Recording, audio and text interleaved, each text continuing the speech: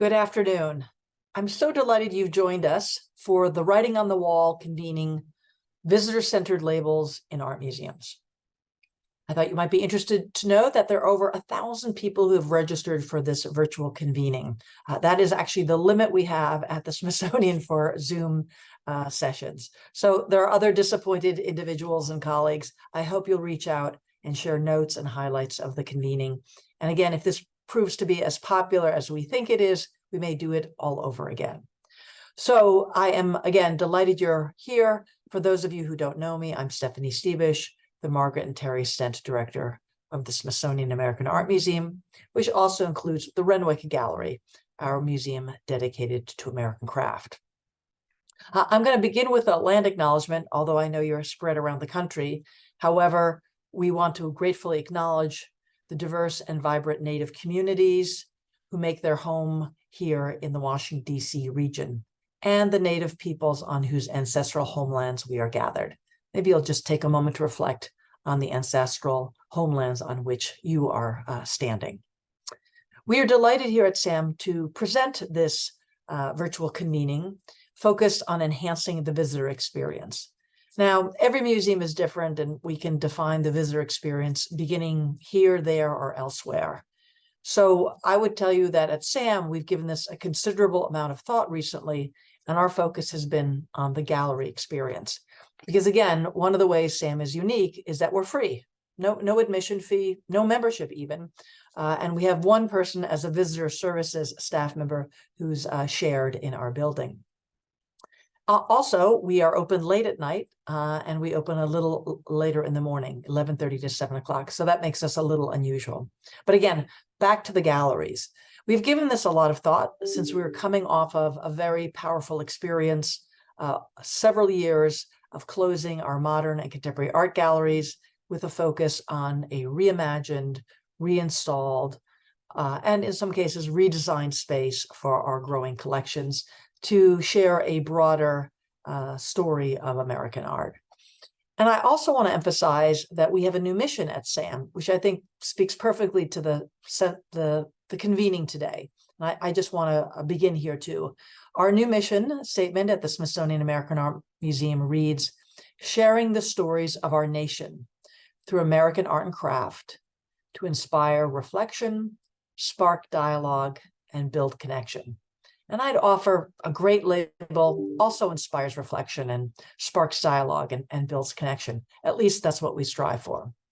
So I'm going to give the plot away. The session today really is about collaboration from beginning to end. That is the key element in the work that we do here at SAM and certainly at your own institution.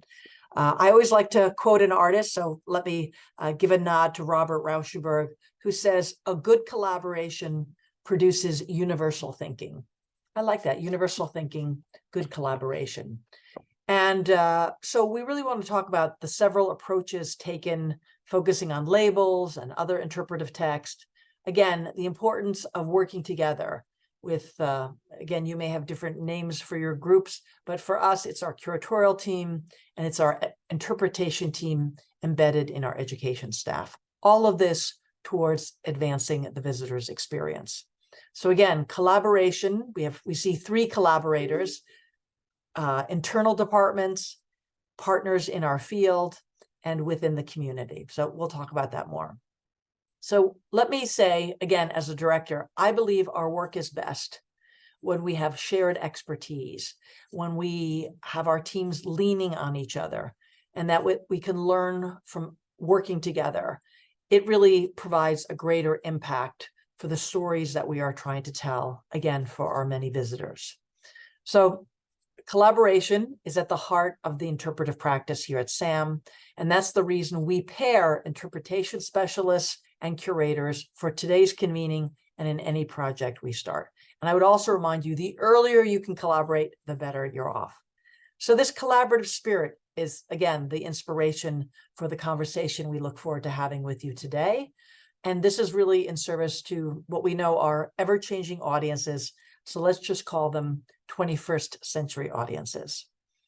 This kind of a convening is new for us at SAM. We're obviously all very Zoom proficient now, and we plan on doing many more in terms of sharing our expertise, collaborating with others, and obviously sharing this with our greater community. So we have an institutional commitment to do more of this interpretive practice around creating really just the best kind of labels and information for our visitors. This has been a collaboration from the start. I want to acknowledge the SAM staff, our own internal collaborators, and of course, I need to make mention of our colleagues from other museums across the nation who are participating. So I begin by recognizing Kelly Skeen, who serves as our co-organizer and presenter today, Lexi Lobina, who is also a co-organizer and moderator, Melissa Ho, our curator of modern art, presents today, and I'm delighted she's doing this, as well as Anne Showalter, who is provided important guidance on the program today. So as I mentioned, we're all feeling very good about coming off of a huge collaboration to reinstall our third floor modern and contemporary art galleries. And that's my only regret, that this is virtual. I would prefer all 1,000 of you are in the galleries with us today. Also, again, on the SAM team, I don't want to overlook Carol Wilson, who has provided guidance on the program. She heads our education team, our whole external affairs and digital strategies group, working on marketing and design for this, and Christy Davis, who submitted the grant, which helps support this project and is the liaison to our funder. We have several external presenters, and I happen to just be back from Buffalo and Rochester, New York, where the Association of Art Museum Directors convene. And so I had a chance to thank Carol White, the director of the Corning Museum of Glass, who has 2 staff members participating to Christoph Heinrich, the director of the Denver Art Museum, again, 2 great colleagues there participating. I didn't see Tom Campbell from the Fine Arts Museums of San Francisco. He as a director was not there, but we're delighted his 2 staff can participate. And then Julian Sugazagita from the Nelson Atkins Museum of Art. Again, they're as proud as I am that our staff are collaborating on this shared learning and this great conversation today. So let me end, as most directors do, with thanking all of you, the great staff and the participants, and then, of course, acknowledging our funder. That would be the Henry Luce Foundation, who stepped up for this project. They, of course, have a mission that is focused on enriching public discourse. I think that's really often at the heart of what we do, enriching public discourse at art museums across the country. So thank you again for joining us. And now I'm delighted to turn the program over to our acting head of interpretation, Anne Showalter, who's a great leader here at the museum, and she will introduce our first team of presenters. Anne, take it away. Thank you so much, Stephanie. My name is Anne Showalter, and I'm the acting head of interpretation at SAM. This afternoon, we're in for a treat. We'll hear from 5 teams of curators and interpretation specialists.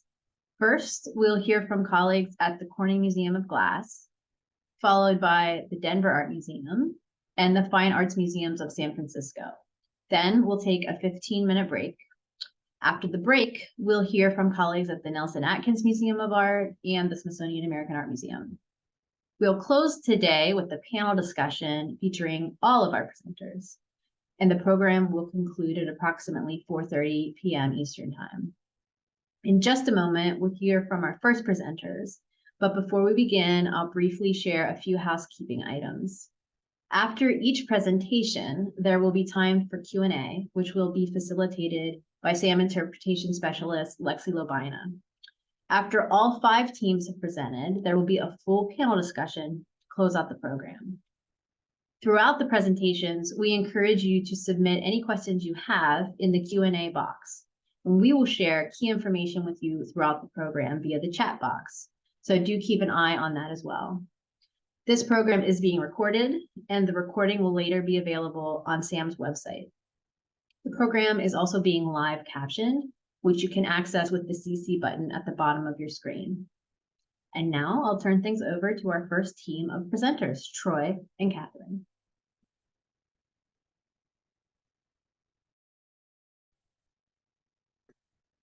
Thank you. We're delighted to be here today.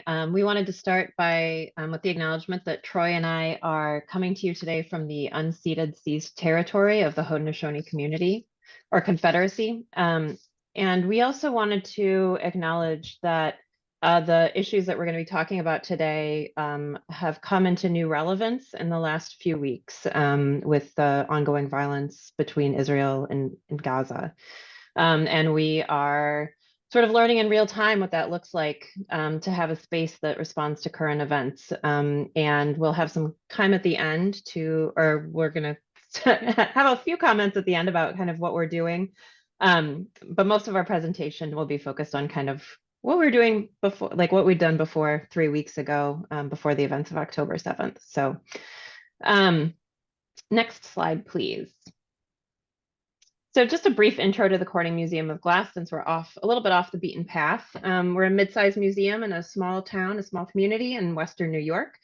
And yet we are really large in scope and scale and serve a wide audience of local visitors as well as tourists to the area and so on, and really are an international leader in our field of glass.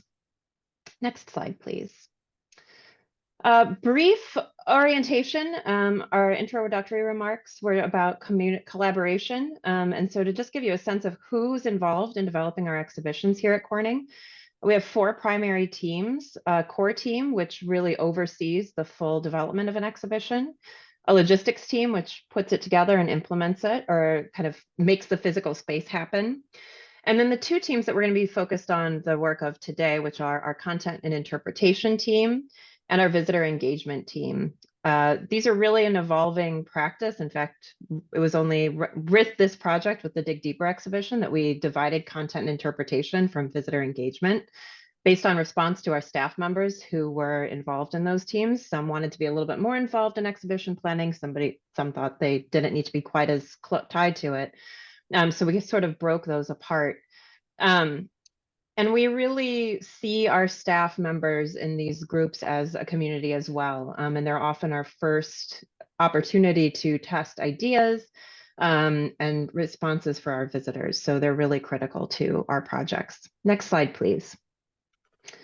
So we consider content and interpretation and engagement around exhibitions really broad. We know today's theme is label writing, but interpretation we think of as going way beyond label writing and bringing in all kinds of different areas. And this is just a little bit more detail and look at how our content teams work with other teams across the organization. The content interpretation team for this project involved our director of collections and curatorial affairs, a curatorial assistant, our school and family programs educator, a hot glass demonstration team member, and a member of our conservation team who specializes in ancient glass, as well as Troy and I. All right, Troy. Yeah, next slide, please. So now it's time to get down to the nitty-gritty of label writing, and I'm going to start with a little bit of process flow. We see our label writing as having 3 phases, the first being writing.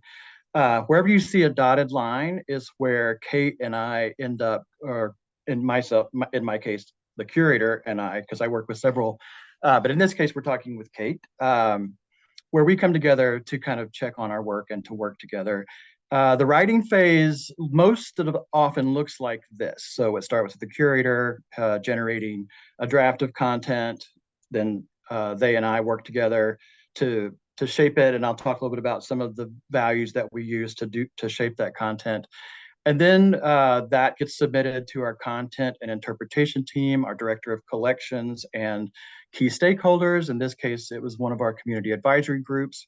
And then it comes back to us so we can kind of incorporate that input. And then, as you can see, I'm not going to go into all of the rest of it, but there's the review process that involves kind of a more mechanic, perspective in terms of just editorial work. And then finally, it moves into production and fabrication. But this will give you an idea of kind of what our process looks like. Next slide, please. So it helps probably to explain to you a little bit about the underlying philosophy of writing, and more than just writing, storytelling. As Kate mentioned, interpretation isn't simply writing. It's not just only language-based. In fact, we are trying to do less with language, the written word, and more with other senses, involving other senses. But The language, written language is a really economical way to get ideas across. And museum interpreters and educators and curators have been talking about the best ways to do that for a long time. And every institution has to come up with their system of values. At our museum, the place we start is actually with a core document that was developed by Chris Wetterland, who is one of my mentors. She was actually had this position and was director of education before she retired in 2020. She did this project, created this project, which is available online at the website mentioned at the bottom of this slide, as part of a residency that she did at the Isabella Stewart Gardner Museum. And what you're looking at is actually the last page of that document, and it's a checklist of things that we can look for to make sure that our labels are doing what they need to do. Won't go into great depth on them. But the ones that, Kate and I both talk about how we refer to this checklist whenever we're reviewing our own writing. And as you can see, it doesn't necessarily kind of focus on expository information as much as it does kind of a style in terms of, concrete imagery, stay away from the abstractions when you can. Don't be afraid to make it personal. Don't be afraid to make it emotional. Keep the language active. In museums, we tend to oftentimes really focus on factual information. But there's another layer we can go to that we try to get to with our label writing, which sort of leads me to the next slide. So there are a lot of models that you can use for generating structure for your label writing. I have a background in narrative fiction writing, and so I sort of bring that to bear on our label writing. And if you think about, narrative fiction, either that you watch, if it's a television series or a movie, or, if it's a book that you read, the two things that are key for driving action are dialogue. This is how a lot of information gets communicated to your reader and keeps them reading. And the other is action. What is happening in this scene? There are other basic elements of narrative structure that I also bring to bear on our writing. But these are easily found. I kind of trained on the art of dramatic writing by Lajos Egri, but there are many great kind of dramatic writing books. And in addition, we're starting to see in the 21st century some new modes of storytelling that are more inclusive. Many of you probably are aware of the hero's journey model for storytelling, developed by as a kind of way of explaining human behavior by Joseph Campbell, which was then translated into fiction writing. Pixar uses a lot of hero's journeys, singular action journeys. But with the advent of social media and also the sort of spreading out of film production and movie production from Hollywood only to the rest of the world, all of these new stories and story styles are coming to bear. And the collective journey is something we're really exploring now. Jeff Gomez from Starlight Runner is a person who I consider kind of an expert in this. But the main ideas are that a story's content, that there isn't just one protagonist, there isn't just one character that drives a story. All of these shows that are listed here in this slide have multiple people driving action and multiple storylines and told from many different perspectives. And we're trying to activate that actually not just within our interpretation writing and production processes, but also throughout the museum, working with our other content creators in Hot Glass, as also the studio and others. So that gives you an idea of kind of the direction we're going. We take a very narrative, character-driven approach to writing our content. Next slide. So for those of you who may not be familiar with interpretation in terms of just basic structure, I'm just going to talk a little bit about the front end part of interpretation process at our museum. And when we have an exhibition, we always start by having our group content and interpretation team develop an interpretive goal. You can see ours here. Using the methods of archaeology, Dig Deeper will guide visitors in an immersive, fun, and playful experience into the world of ancient glassmakers to spark curiosity about the ancient world and the process of scientific discovery. Very long sentence. Sometimes it's a real struggle not to make it 2 sentences, but I really do try to keep it to 1. From there, so that is everything that we focus on. It's sort of our litmus test of anything we think we want to do interpretively in the exhibition, it has to meet and drive towards that goal. I won't go into too much with key audiences here, but we do identify those. One that really impacted the look and feel of this show is the fact that we wanted to create an exhibition that we're actually not a children's museum. We don't have those facilities, but we do get a lot of children at our museum. And we designed this exhibition to be intergenerational and to work really well with adults who have school-age children in tow. So that'll come up a little bit later. Next slide, please. From there, we develop our key messages. We try not to make this a long list. An exhibition can only do so much. And so we try to keep these to about 5, maybe less. And these are ours. I won't kind of dig down too far into those. But I think one of the key ones is this front end, which is archaeology as a way to learn about people in the past through the material remains they left behind. That ended up having quite a bit of impact on our community work with this exhibition as well. Visitor outcomes, these are the experiences we hope visitors will have as a result of experiencing the exhibition. And again, I won't dig down into those, but just know that for every major exhibition we produce, these 4 components are very key. We also have, it's a longer process, but these are the 4 things that really need to happen for us to be able to give Marcom, our marketing department, a vision for what they can promote, our advancement team to let them know, the direction they want to talk with and for funders.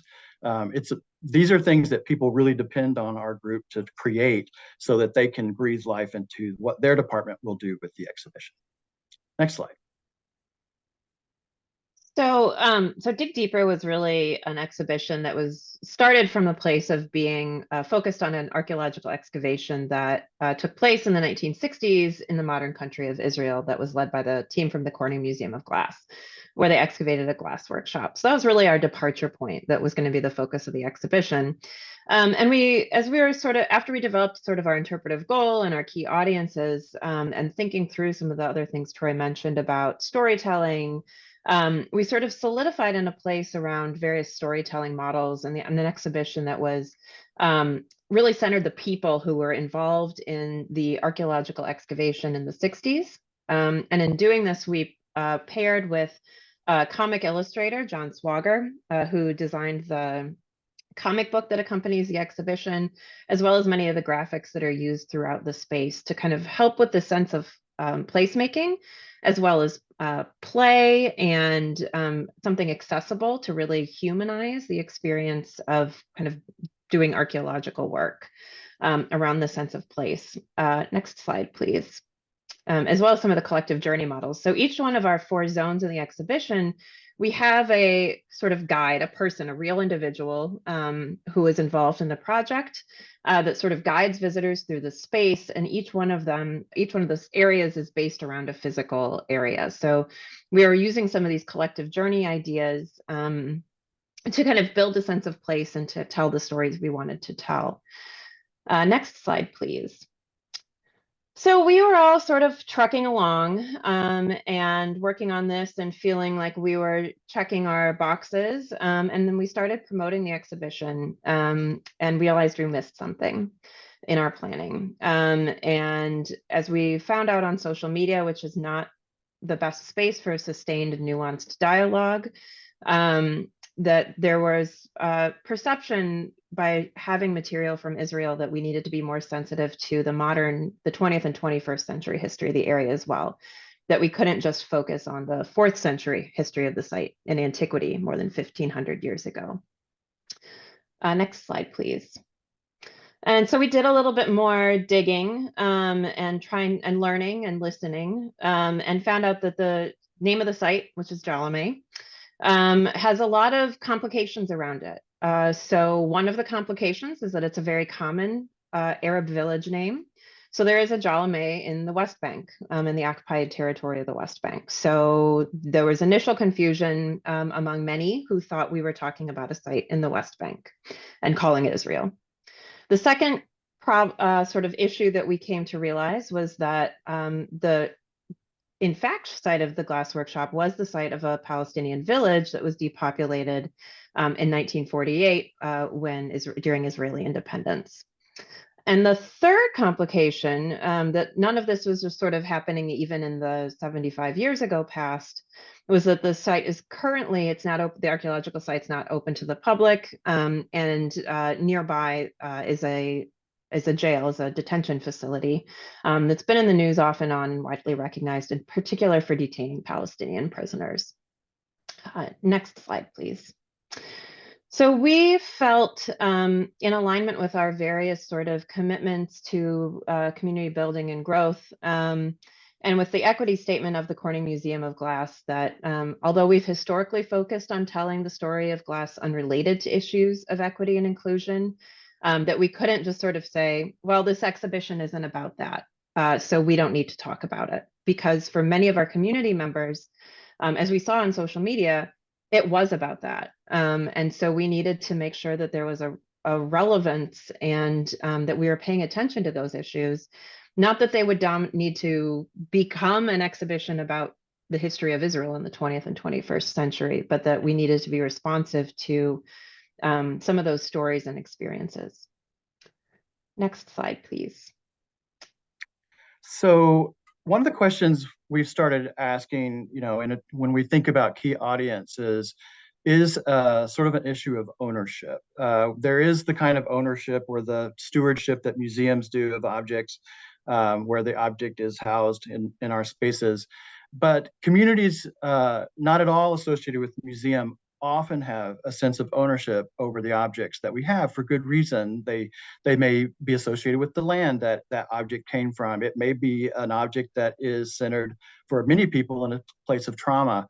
But in any case, we've gotten used to really looking at our exhibitions and saying, okay, who besides us feels a real sense of attachment to the content of this exhibition? And obviously, as Kate just outlined, people with a connection to this region are definitely somebody we needed to talk to. We are fortunate at the Corning Museum of Glass to have a very active diversity, equity, and inclusion and accessibility teams, actually, not just one, that we can use as a resource. And Olivia Christan, who is in our education division, is also heads up that team. And she had, knowing about this exhibition, she was actually on our content interpretation team as well, recommended that we not try to take on this work on ourselves. So in other words, Kate and I would not lead this project. And instead suggesting reaching out to Sarah Farron, who is the principal at Dialogic Consulting, who has a lot of experience working with organizations and communities, particularly in the space of Middle Eastern content. And that was one of the better decisions we made throughout this exhibition, because Kate and I really did not know what we did not know in terms of kind of the conversations we were about to have. There was also, this is also starting to become more and more a part of our work. We needed to decenter the museum. We are in a process of transitioning our museum to being a contributor to our community, not something that necessarily people only contribute to. So Sarah was very helpful in that. Fortunately for us, we recognized quickly that we needed to gather an interfaith group with ties to this area. Chris Wetterland, who I mentioned earlier, had a real affinity for just being in the community and getting to know people, and had gotten to know an interfaith group that was local. And I'd been drawn into those conversations too. And as a result, I was able to locate a woman named Diane Rowe, who is an activist here in the area, who had a very strong tie to this group. And when I reached out to her and said, we've got this project and we could use some help, are you interested? She said yes. And she helped us pull together our team, which was made up of Jewish people, Islamic people, as well as Christian people.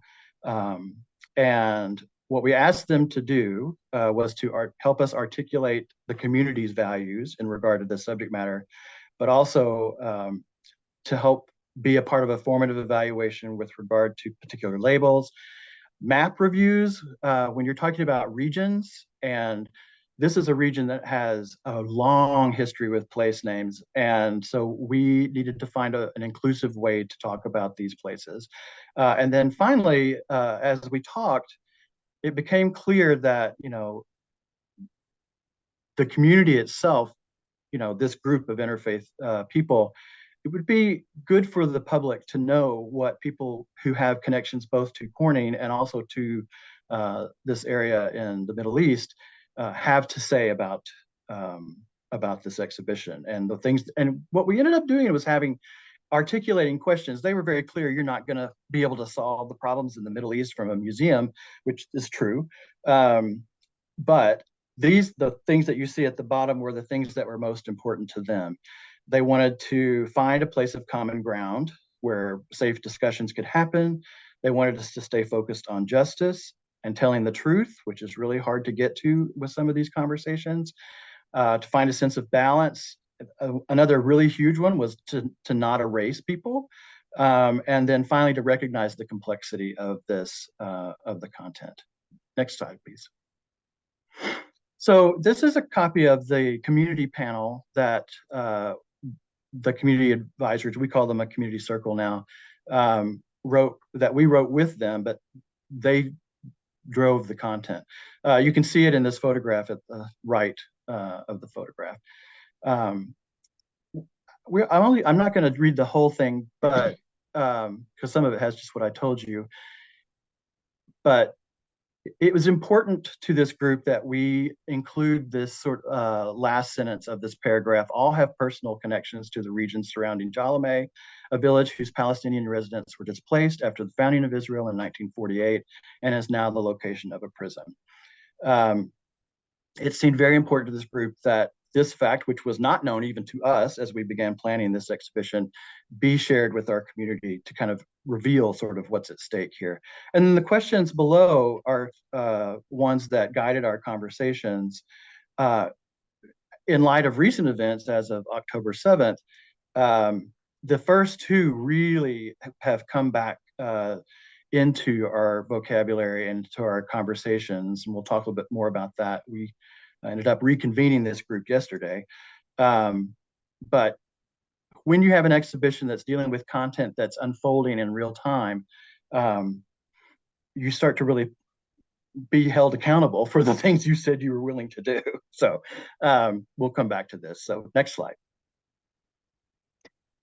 So I know we're starting to run a little short on time, so I'm going to move through these really quickly. Troy mentioned that one of the things we talked about with them was have them review specific labels. And like this one I actually even look at now, and I think I would change the title. We all kind of make changes to the exhibition after it opens. And this was one that we, at the request and strong suggestion of our community group, we kind of built. This is where we sort of talk a little bit more about the more recent history of the site and its modern name, because we don't know the ancient name of the site. So just sort of a little before and after. Next slide, please. Another place, you already saw the intro wall in the context of the community panel a couple slides ago. This is where our maps were that show the history of the area during the 4th century when the workshop was active. As well as in 2023, and we echo some of that in the language.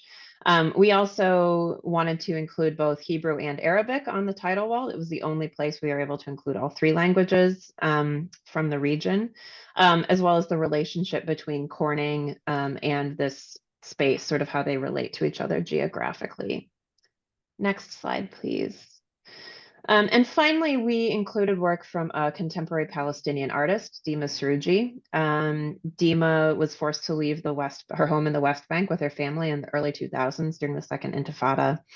And when she was living in London in the mid kind of 2010s, she would be visiting museums and seeing a good amount of sort of the displaced glass heritage of this point of this place in the world, which has been making glass for millennia. And Dima's work, she works with glassmakers in the occupied West Bank to make these essentially replicas of ancient objects. And we were really fortunate to be able to bring Dima's work into the gallery that we felt spoke to many of the issues that we were trying to pull out.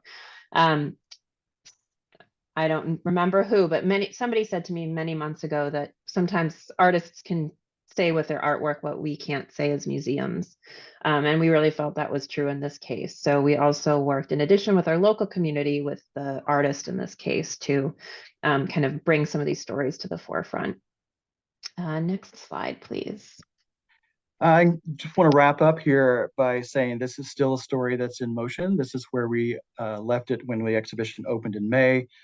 We reconvened our community circle yesterday and had a really powerful conversation with them and are amending the exhibition to acknowledge the events that have happened recently and are ongoing. I would say that some takeaways for us is trust your interpretive process. Don't be afraid to hire a professional. It's very hard to be both a facilitator and content producer in these kinds of conversations. And then be extremely open to feedback, stay humble, do deep listening, and don't get defensive. So we'll stop there and open it up to Q&A.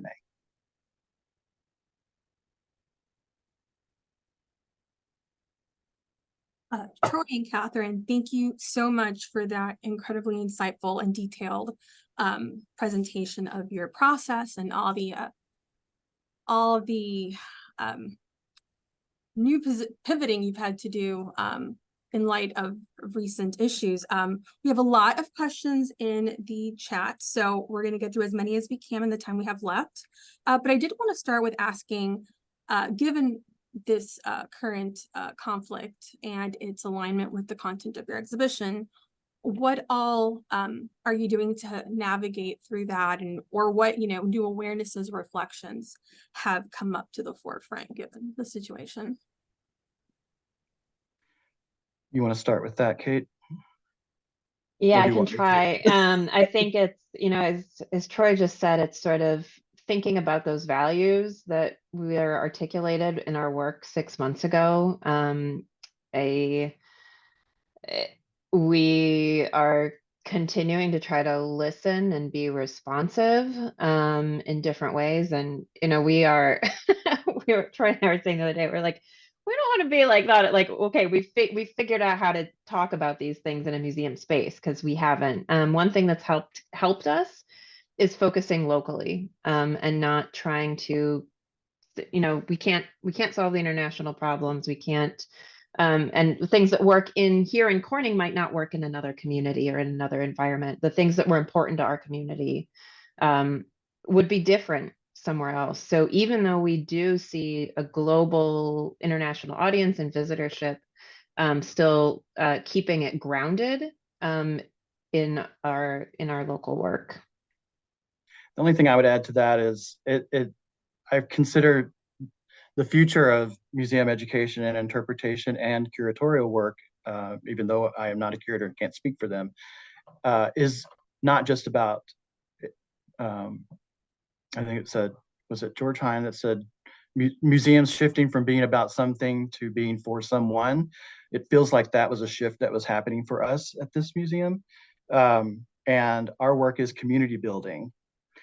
And so I realized as we sent Kelly our core document that describes interpretation at our museum, that as I was reviewing that, I was like, wow, I would rewrite this after this experience to include, important issues like you've got to be empathetic. You have to be community, you cannot be extractive. Whatever you do with your community has to actually add value to their lives, not extract from their lives. So those are the kinds of things that will be showing up in our core documents in the future.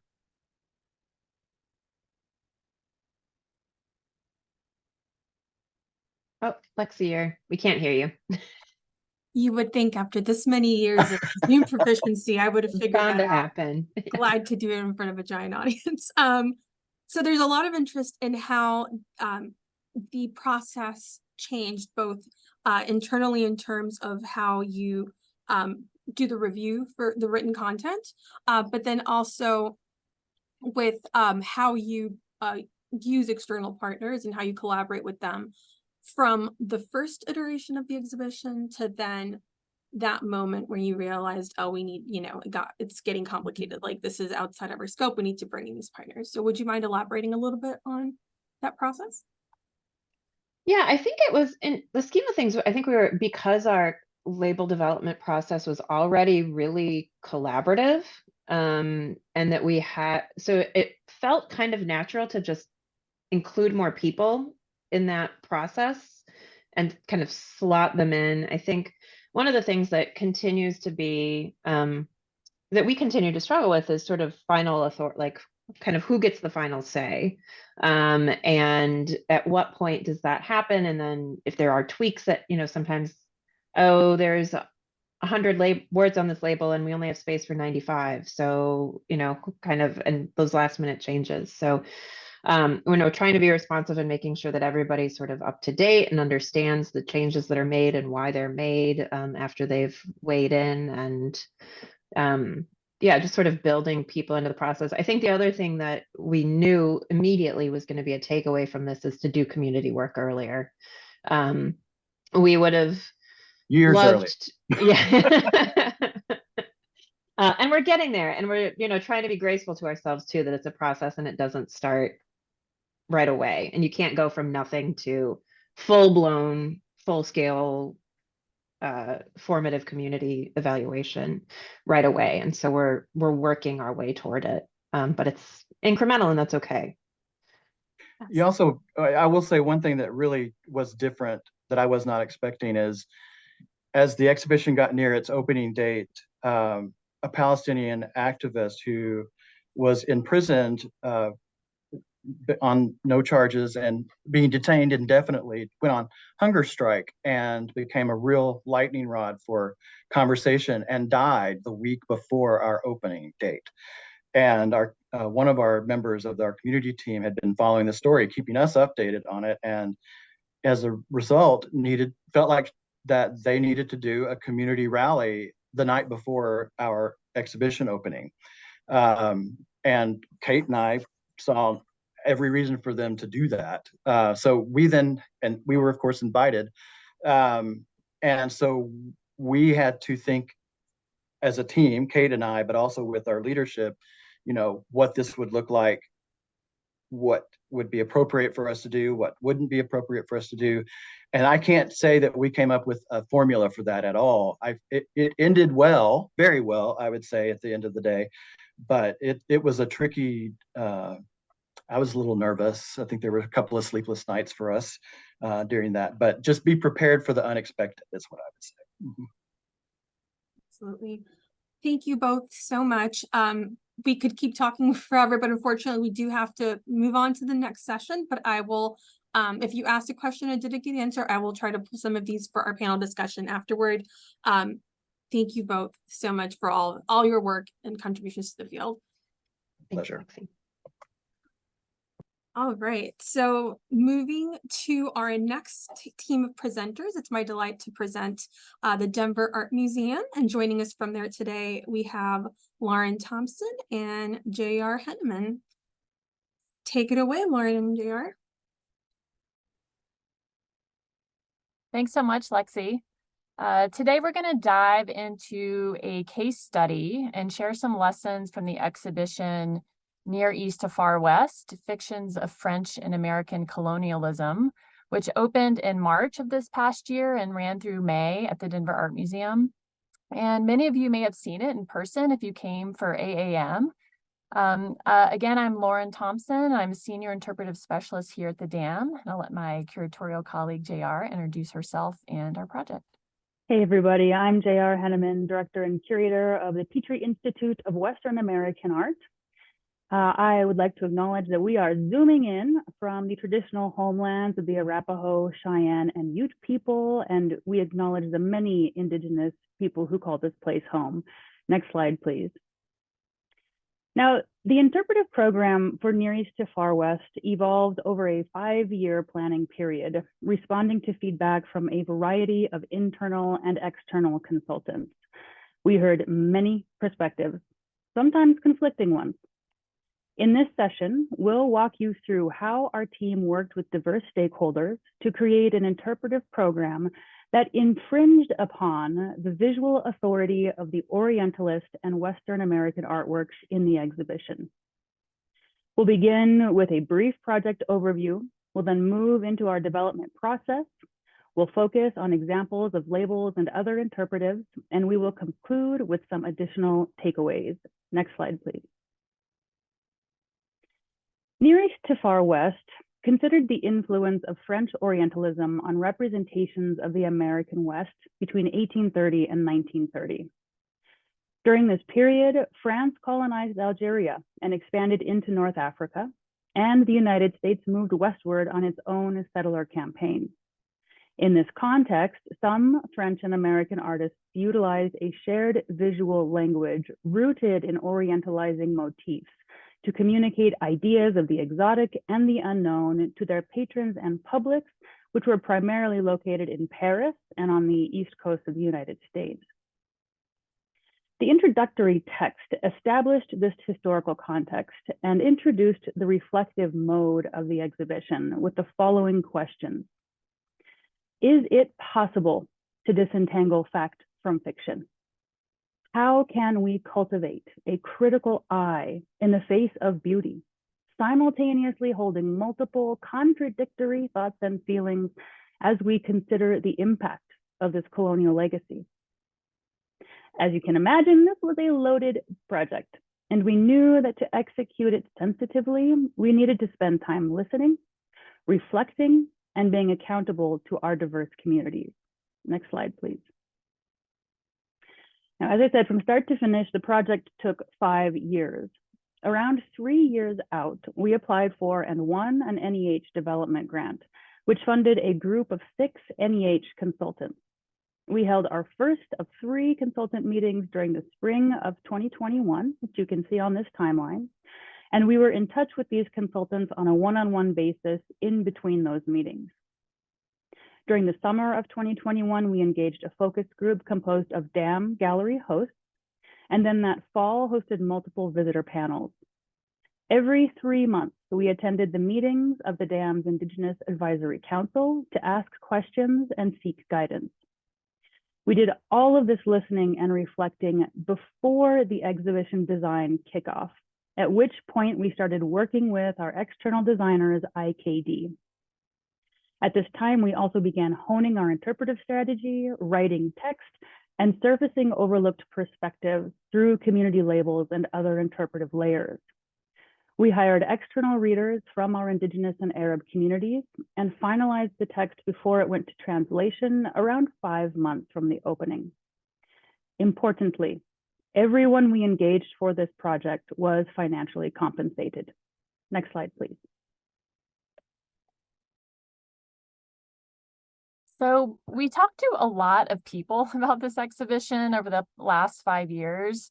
And like JR said, we heard many perspectives and sometimes they were conflicting. And of course, the more people we talked to, the more opinions we heard, and we had to find a way to manage that on the team.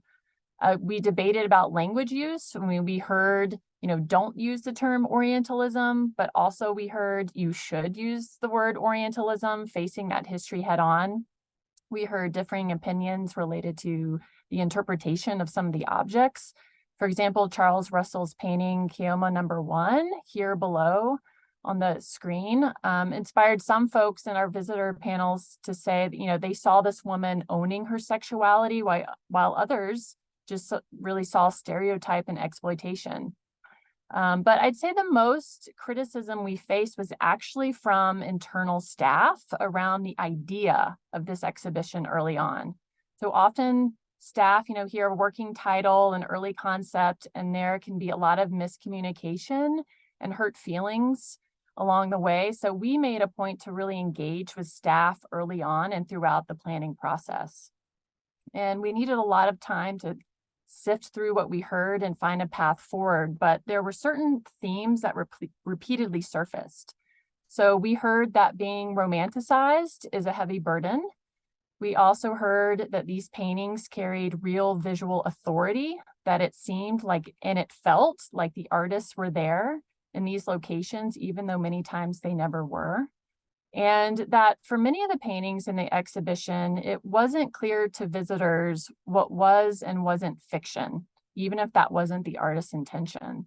So we knew we had to infringe upon the kind of overwhelming visual pull and visual authority of these paintings. We needed to make sure that our label program and interpretive overlay reinforced these ideas early and often and in different ways. Next slide, please. So, but one of our problems was that we couldn't tell every story or explain fully the history of these regions or of Orientalism as a concept and as a force. It was too much. And with this kind of complicated, exhibition, there's a temptation to just add more text, add more labels, but that's not really going to help the visitor experience, right? It might help our conscience to know that we're trying to include all the things, but for most visitors, it's just going to be overwhelming. And so we know this workshop is about labels, but we're going to start with an example of when we didn't use labels. And so we knew that we couldn't unpack everything in written labels. And at DAM, we typically include them for about a third of the objects in an exhibition. So we had to think really carefully about when and why we were using them. And in fact, sometimes we didn't use object labels at all to accomplish something specific. So for example, here in this image, this is part of the gallery on representation of women. And we have a single text panel that addresses the concept of the odalisque, common to all of these artworks. So we were more concerned with some of the patterns that visitors should see in these artworks about women rather than the kind of individual stories of the paintings of the objects themselves. Then we layered in other kinds of interpretation that gave visitors additional entry points into thinking critically about what they were seeing. So we layered in this large photo mural that does the work to kind of counteract much of the sexualized imagery in the artworks. It's kind of, you can't avoid this big graphic. And we also have on display the real jewelry of some of the women depicted would have worn to help visitors think about how in a painting, these objects just become part of the decoration. We also included a touchscreen audio component that you see kind of like glowing screen on the right there. And this kind of functioned like a digital label. So it featured a conversation between scholar Amira Jarmakani and artist Sarah Stent. And so with this longer audio format, there was more space and time to deal with some of the complicated topics related to these works. And so the audio label, it was not available with headphones because we thought about, their words being able to fill the space to catch the ears of those visitors who would have been maybe less inclined to engage in the material. On the opposite wall in this first gallery, we did feature what we called community voice labels, and they derived directly from our conversations during our visitor panels. Next slide, please. So we ran 4 visitor panels, which were about 2.5 hours long with 8 to 10 people in each session. We ran a GA kind of mixed demographic panel, one made up of millennials to see if there was a interesting generational difference in responses, and panels reserved for Indigenous and then North African, Arab, and Muslim community members. And I want to reiterate just how powerful and important it was to talk to community members about not only broader ideas in the exhibition, but specific artworks. So this painting by Léon Bailly titled Pilgrims Going to Mecca is coming from the Musée d'Orsay, and it was a highlight of the exhibition. But one of our visitor panel participants, an Egyptian man, Bassem Hassan, looked at this work and he started asking questions we weren't expecting. You know, most of the figures here are bundled up, yet we see this, you know, this man out front with his bare chest on display. And he was asking why. You know, and of course, you know, Bailly has this, you know, French interest, academic interest in the body, but he's brought that into this world where it really would have not belonged. And it was jarring to Bassem. And on one hand, he saw some details that did ring, quote unquote, true, but others that butted up against real cultural norms. And so he was able to see that this was a work of art, not, you know, quote unquote, truth right away. And so our panels were filled with questions like this, insightful comments, and real anxieties about how other visitors would interpret some of these images. And so we decided to actually pull direct quotes from these conversations and turn them into a separate label program for the exhibition. Next slide, please. So our community members' questions were actually helping to pull back that curtain to remind visitors that these were constructed images. So this is a Benjamin Constant painting titled "In the Sultan's Palace," showing off some of the kind of exquisite architectural details. And one of our focus group participants, Mariam Hama, she said, how can we tell what is based on fantasy in these paintings? She said, I noticed the rug here. My father's from Afghanistan, and there's a real appreciation for rugs and that kind of art in the culture. That detail makes me think of something authentic, but this is fantasy. How will visitors think about the difference between fact and fantasy? And so we wanted our visitors to see how community members themselves were grappling with these images, and that these kinds of comments could serve as a template for looking, for questioning, for honing that critical eye. And for us, it became really important to include these kinds of community voice labels on objects that might not obviously be problematic. So we wanted these voices present, on example, on the most kind of benign, beautiful landscapes, right? Because we're not just dealing with the nudes and depictions of violence in some of the other works of art. And we got a little pushback internally on this one for including a community voice on a work that didn't kind of seem to need it. But when we're dealing with Orientalist imagery, the objects that don't seem to need it are the ones that can kind of sneakily get by without one critically looking. And so we wanted to deal with that. Next slide.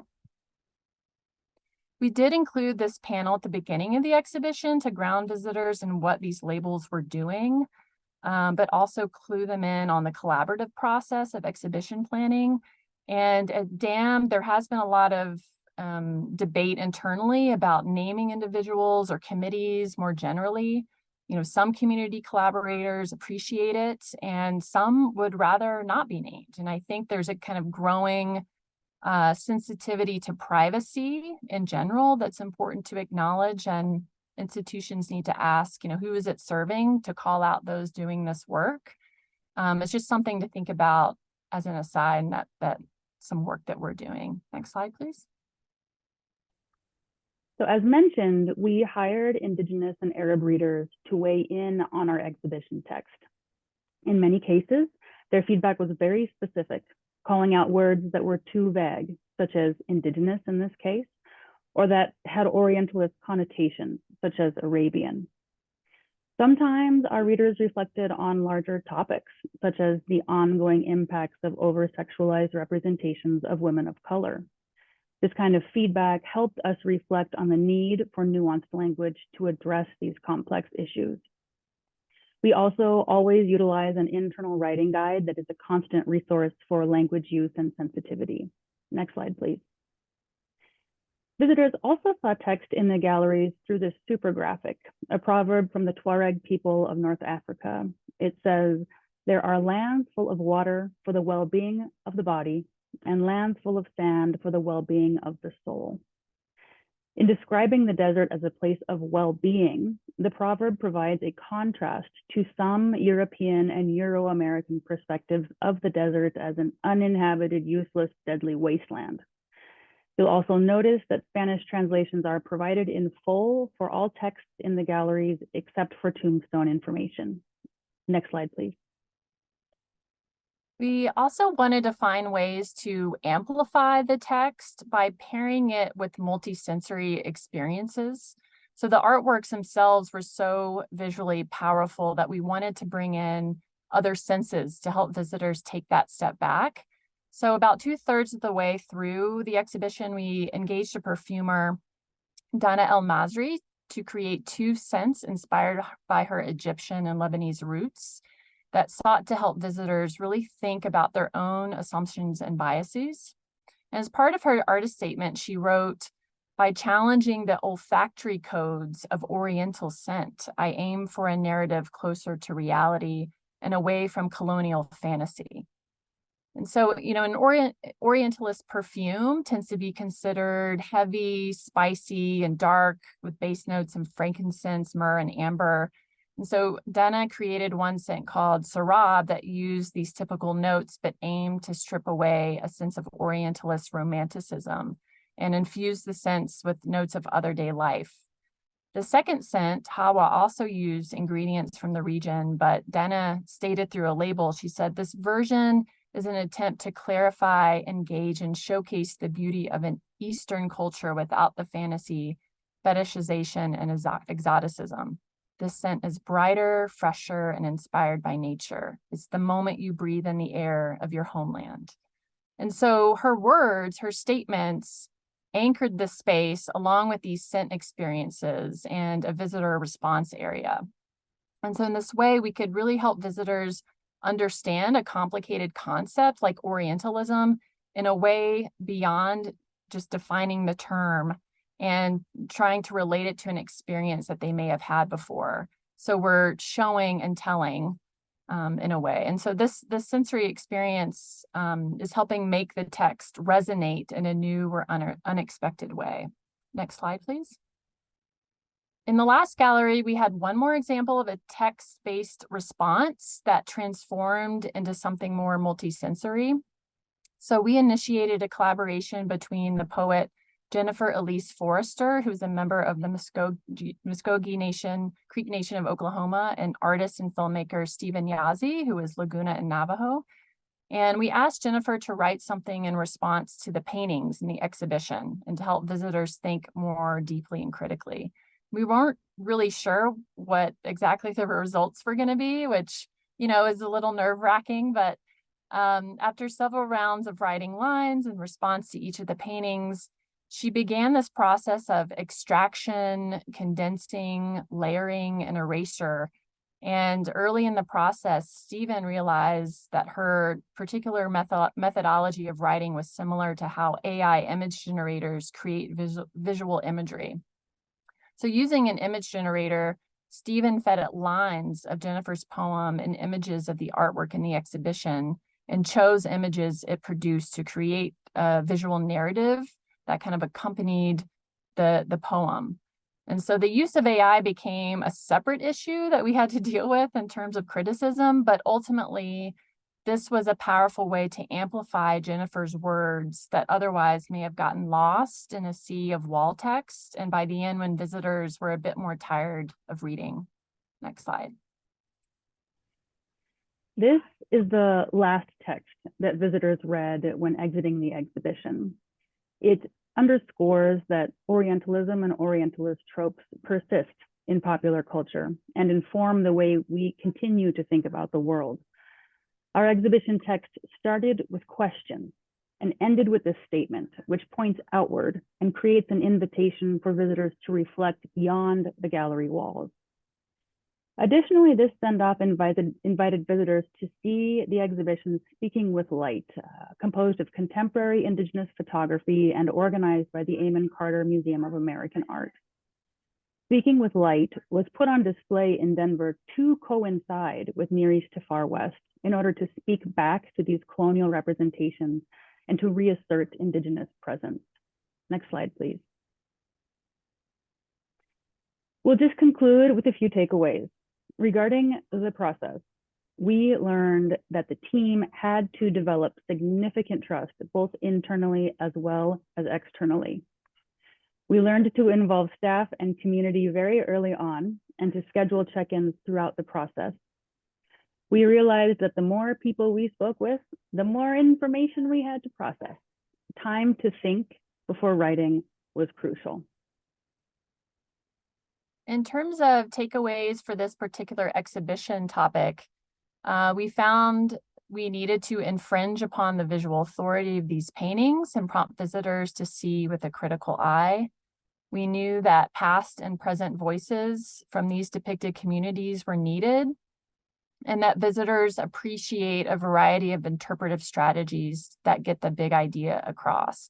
And this last point also tracks with the recent evaluation project that the interpretive team here at DAM did with Cara Collective and our permanent collection galleries that found that visitors are appreciating multiple types of interpretation and entry points.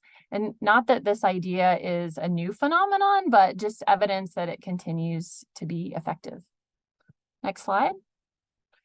And thank you so much for your attention. And we're really excited to be part of this panel today, and let us know if you have any questions.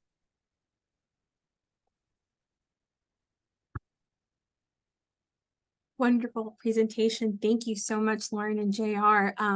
You guys also have a bunch of questions, and let's just get right into it. One of them points out that you cited the disruption of the painting's authority as a key takeaway from this experience. How did you reconcile visitors' expectations that were there to have a more traditional interaction with the works? Visitors could still have a very traditional interaction with the works. They were still on display in a traditional hang for people to enjoy and appreciate. However, all of the interpretive layers that some of which you saw in this presentation served to help provide other perspectives to push back against the idea that these paintings say one thing and one thing only, because they don't. They say kaleidoscopic things depending on who you are, where you come from, what your background is. And so we just try to provide multiple entry points to understanding that kind of kaleidoscope. What would you say, Lauren? Yeah, I would totally agree. I mean, we can't kind of dictate the visitor experience, of course, in an exhibition. And I think that you can guide people and hopefully, disrupt their experience at certain moments when you really want them to, think about something maybe in a different way. But yeah, I mean, I think we tried to find those moments where it made more sense, where to kind of grab people's attention, maybe a little bit louder, a little bit bolder, to get a point across. So, thank you. How do you approach editing a community member's quote for clarity or grammar with wanting to preserve the original words? So, yeah, we're really sensitive about that. And we just, work with them directly, call them up or get them, on a Zoom or email about, some slight editing we might want to do. And, we even had an example where, we tried to do that for clarity on a certain label, and the community member said, actually, that's not quite what I meant. This is what I'm trying to get at. And so it's just a dialogue. But again, that takes time, that back and forth. And, so, I mean, that's one of the biggest takeaways was just how much, time, and Troy and Kate talked about this too, of how it's such a important part of the process of doing it right. Because if you're in a rush to get labels off, that's a problem. So everyone, at least that we worked with, was very appreciative and open to that and understanding of that process, because also those quotes were coming from a live conversation, and so that doesn't always translate quite clearly into the written word. So they understood. And those participants were paid for their participation in the panels, and they were also provided honoraria for collaborating with us to develop the labels. Those were two separate projects, although they came from the same source. Very important to compensate our collaborators, certainly. Right. We also have a lot of questions that I'm going to try to compound for the sake of time about the use of the scent in the galleries. So what did that interaction look like in terms of how it was presented? And then also, were there any disclaimers for those maybe suffering from allergies? In what Sure. was, you know, popular? Yeah, I mean so we worked with a woodworker to create these custom boxes that would close on their own.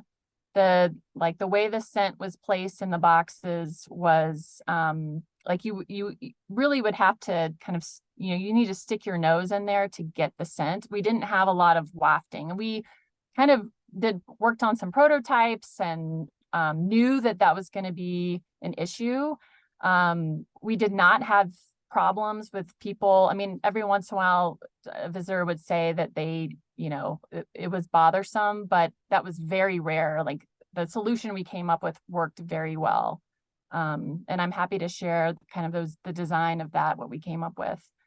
And so we actually had 4 stations. So we had 2 that were accessible. So we wanted to make sure that, people in wheelchairs or children were able to experience the sense as well. So, and I'm trying to think what other kind of lessons from that, but it was an amazing experience. JR and I had talked about incorporating scent for a long time in an exhibition, and we were able to do it in this way, and it was just amazing. So, it was I'm happy to talk to anyone about how to do it or how that worked. It's something about that, the power of scent, especially when it comes to memory. You might have, in the image we showed, there's a response wall across the way, and one of the questions was, how do these scents relate to home for you, or what is home? And I mean, we received some of the most poignant and powerful responses because scent is so powerful. And credit Lauren with iterating these scents over time to deliver them in a way that you had to choose to play. Unlike some of the audio components where we wanted people to have to be engaged in hearing those conversations. In this case, it was really by choice. We also invited Dana to come speak, and she was extraordinary in terms of how she talks about scent and the legacies of Orientalism and perfumery. So we did layer in a live programming. We also invited Stephen and Jennifer to come speak to the intervention they did to, again, just reinforce some of those perspectives.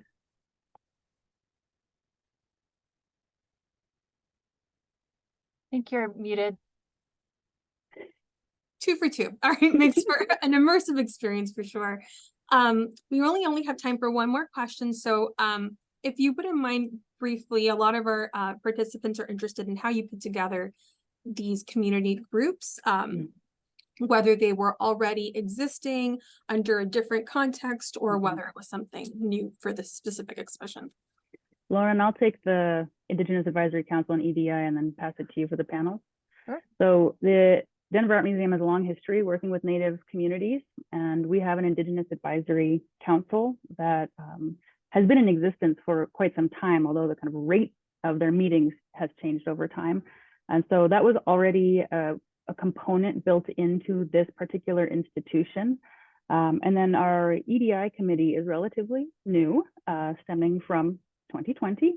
And that is, again, a committee that is composed of internal stakeholders, staff, our peers, and meets regularly and provides feedback and helps raise surface questions that stem from our racial equity lens.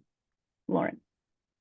So, recruiting for focus groups or visitor panels, I feel like it's a thorn in all of our sides, trying to, the numbers you need and demographics and, but for this project, I mean, it was multi-pronged. I mean, we reached out to specific community organizations, like the universities, student groups there.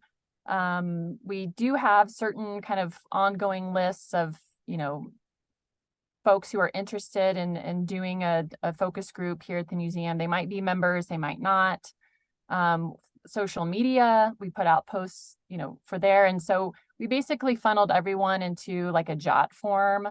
that, you know, they could put down their availability, and we gathered some information, and then we were able to, in that list, you probably got like 600, you know, people that were interested. And so from that list, you know, we kind of went through person by person to kind of figure out, you know, how can we, you know, construct these panels in a way that, you know, would make the most sense. So, but, you know, not any kind of tricks to do that, just, you know, putting in the time and effort to try to get the word out for recruitment. But again, it takes, we start doing that about 6 weeks before we actually run the panels. So start recruiting. Terrific. Well, thank you both for your time with us, and I look forward to talking a little bit more with you later on in the program. Great. And next up, we have our third team hailing to us from the Fine Arts Museums in San Francisco. So it's my pleasure to introduce Abram Jackson and Christina Helmish. Thanks so much, Lexi. Greetings from the West Coast, everybody. My name is Abram Jackson, and I'm the inaugural director of interpretation at the Fine Arts Museums of San Francisco, which includes the De Young Museum in Golden Gate Park and the Legion of Honor in San Francisco's Land's End. I'm excited to co-present Foregrounding Indigenous Voice, Our Path to Didactic Institutional Change. In our initial title, we use the word the instead of our, and in thinking more about it, this is our experience as an institution, and we hope that it may be helpful in thinking about how best to put Indigenous communities first at your own institutions. We also want to acknowledge that we are non-native museum professionals, reflecting about this in a context of not currently having full-time colleagues who are Indigenous as part of the team that frames and develops permanent collection, reinstallations, and special exhibitions. We acknowledge that this is an important impediment to foregrounding Indigenous voice and want to share how we have attempted to do this work with that constraint at play. Next slide, please.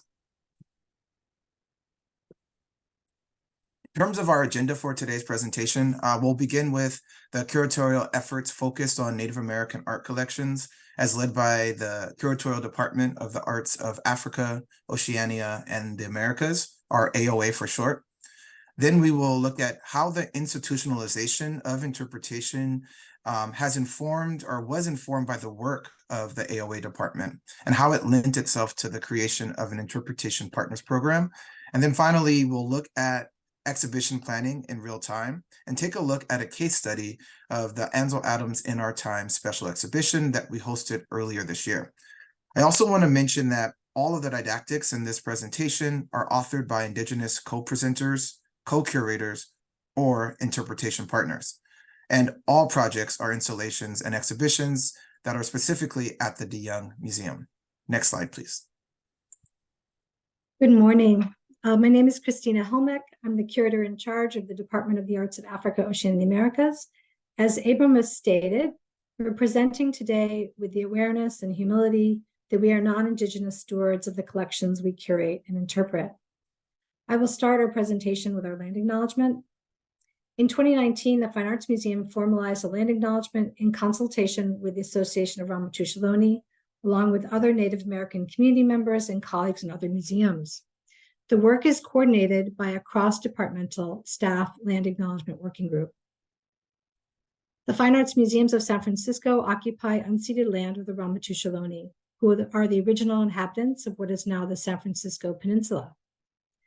The Greater Bay Area is also the ancestral territory of other Ohlone peoples, as well as the Miwok, Yokuts, and Patwin. We acknowledge, recognize, and honor the Indigenous ancestors, elders, and descendants whose nations and communities have lived in the Bay Area over many generations and continue to do so today. We respect the enduring relationships that exist between Indigenous peoples and their homelands. We are committed to partnering with Indigenous communities to raise awareness of their legacy and engage with the history of this region and the impacts of genocide and the dynamics of settler colonialism that persist. So the statement is read aloud at public events and included on the museum's website and in publications. Additionally, the working group initiated 2 physical locations for the statement at the De Young, including this one in the observation level of our tower. Next slide, please. My curatorial department has worked with over 120 curatorial cultural partners and consultants since 2005, and we also engage with community partners for special exhibition projects. So their work includes protocol ceremonies, collections and conservation consultation, research and writing, and public programs. Given the sometimes problematic collection and presentation of Indigenous visual culture museums, we have committed to shifting the power of who is telling the stories and what audiences might engage and learn from the museum's partnership with communities. As Karina Lunagiri, who is a participant in the current exhibition, Contemporary Indigenous Voices of California's South Coast Range, expresses, quote, "Scholars often talk about us, but not to us. We are living Indians, and the exhibition gave us the opportunity to share a bit of our story," end quote. The exhibition, next slide, please. The exhibition engages with constituents and communities connected to the museum and educates our audiences and staff about Native American communities of California's South Coast Range, as shown by the shaded area on this map of California. 10 tribes, nation, communities, and organizations are participating in the show. Next slide. The special exhibition of photographic portraits by photographer Kirti Vasandine has education at its core. You'll notice that there is significantly more text than you might usually see in an art museum exhibition, but it was important to dedicate physical space for participants to speak to visitors from a first-person point of view, to describe their communities and state their cultural concerns about connections to the land, rematration, and climate change, and to do this in some depth. The design incorporates oak panels to spotlight the portraits and personal statements in combination with the vinyl text used for the community statements you see above and below the panels. Next slide. Our work with communities expressed throughout our permanent galleries, for example, in the narrative and text panel for the Native Artists of Western North America Gallery, drafted with Dina Dart of Live Consulting, and interpretive collaboration with Indigenous scholars, curators, contemporary artists, and community members to prepare the didactics. Next slide. Whenever possible, we commission labels and text so audiences are hearing directly from Indigenous communities. This rotation of Northern California basketry caps included case labels with 3 quotes from young women of the Kalmuth River area, expressing the personal and cultural significance of caps like these made for special occasions. Next slide, please. Biannual rotations of Diné Navajo weavings are accompanied by labels by 1 or more weavers or cultural experts. In this particular rotation, we had 2 statements and accompanying labels by weaver Linda Teller-Peet and artist Velma Key Craig, since they offered different perspectives about the weaving. We utilized commissioned content for our book projects, such as the catalog on the right, and adapt catalog entries for labels. Next slide, please.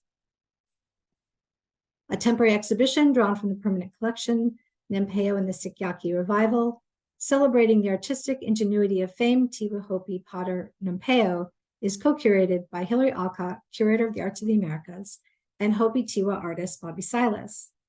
Next slide. Silas focuses on reviving the Sikyaki technique of making and firing ceramics.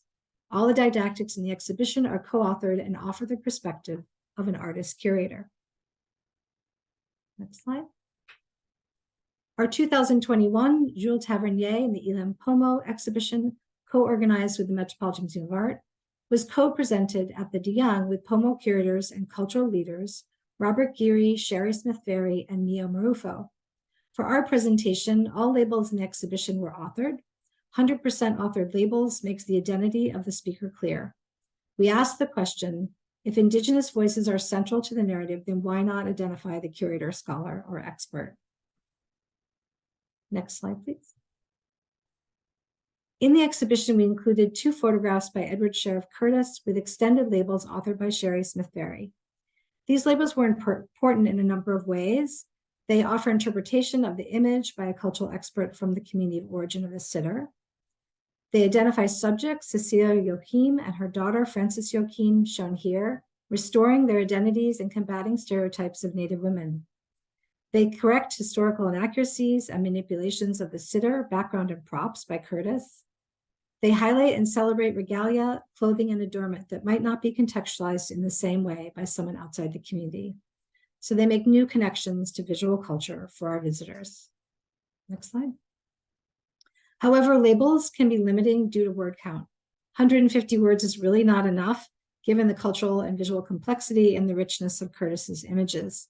So for one label, we included a QR code to a longer essay by Sherry Smith-Berry about carrying baskets, like the one you see here on the back of Cecilia Joachim. Next slide, please. It was one of 3 web essays commissioned for the DeYoung presentation by Sherry Smith-Berry, Arthur Amiot, Oglala Lakota artist and historian, and Haley Aloha Johnston, curator for Hawaiian Pacific Arts and Culture at the Bishop Museum, who all authored labels for individual works in the exhibition. So these essays received over 4,600 page views combined during the exhibition. So to conclude, some key shifts resulting, next slide, please, from efforts led by our curatorial department have included interpretive collaboration with Indigenous scholars, curators, contemporary artists, and community members, shifting power to co-curators and co-presenters, providing Indigenous interpretation of artworks and historical events, foregrounding Indigenous visual art, history, and culture, and a shift to 100% authored labels centering Indigenous voices and making all voices clear to visitors, especially if there are numerous curatorial contributors. Challenges remain. While labels by co-presenters that identify sitters help to restore identities and combat stereotypes of Native people, the issuing of titling is unresolved. For example, while we know her name is Frances Joachim, later Frances Jack from Hopeland Rancheria, and this information is conveyed in the extended label text, quote, Pomo Girl, end quote, remains the title of Curtis's image on the gallery label. And of course, label word counts can be very limiting when conveying cultural information, requiring some solutions beyond labels, such as website stories. So thank you so much, and I will pass the presentation back to Abram. Thanks so much, Christina. I wanted to kind of talk about, what happened when institutionalization of interpretation happened at the Fine Arts Museums. And just to give you some context about the role and my background, as it's very unorthodox in terms of a typical interpretation professionals. And so to be honest, I did not have working in museum interpretation as part of my lifetime career bingo card, but I am very, very glad that it was. I was working as an ethnic studies and humanities educator for 15 years in the San Francisco Bay Area. I've worked at 2 San Francisco independent schools, adjunct at San Francisco State University in their College of Ethnic Studies and Race and Resistance Department. And I have even had the opportunity to teach incarcerated people at San Quentin Prison and also at San Francisco State's partnership with the California Department of Juvenile Justice, which offered academic credit for incarcerated youth so that when they are released, they have credits that they could apply to a California State University. So the story goes as this. It was just so happened that Frances Drew, who is the person that the Fine Arts Museums of San Francisco contracts with for audio tour scripts, had twin sons at the last high school that I worked at. Frances was working on the audio tour for Soul of a Nation, and the academic consultant that the museum had been working with on didactics did not have the bandwidth to review the audio tour as well. Frances mentioned this concern to her twin sons in passing, and one of her twins piped up and suggested that she reach out to me since I taught a class about that time period. And indeed, my class titled All Power to the People, about the social movements of the late 20th century, meshed really well with the themes and historical moment of the Black arts movement that the Soul of a Nation exhibition reflected. And I should say it was love at first read. And I haven't looked back since. I worked as a consultant with the museums for 3 years before the position was posted in the fall of 2021. So in part, this role comes out of the so-called racial reckoning of 2020, and the institution was thinking about this position prior and began to move with more urgency during this time. During my work as a consultant, I utilized my studies in ethnic studies to review didactics through an equity lens. The institution knew that a director of interpretation for the Fine Arts Museums of San Francisco would have to have that ethnic studies or critical theory background to support more inclusive didactic treatment. It also was an interest to the institution to have an art outsider of sorts in thinking about access and broadening audiences at the museum beyond those who already speak in the language common in museums.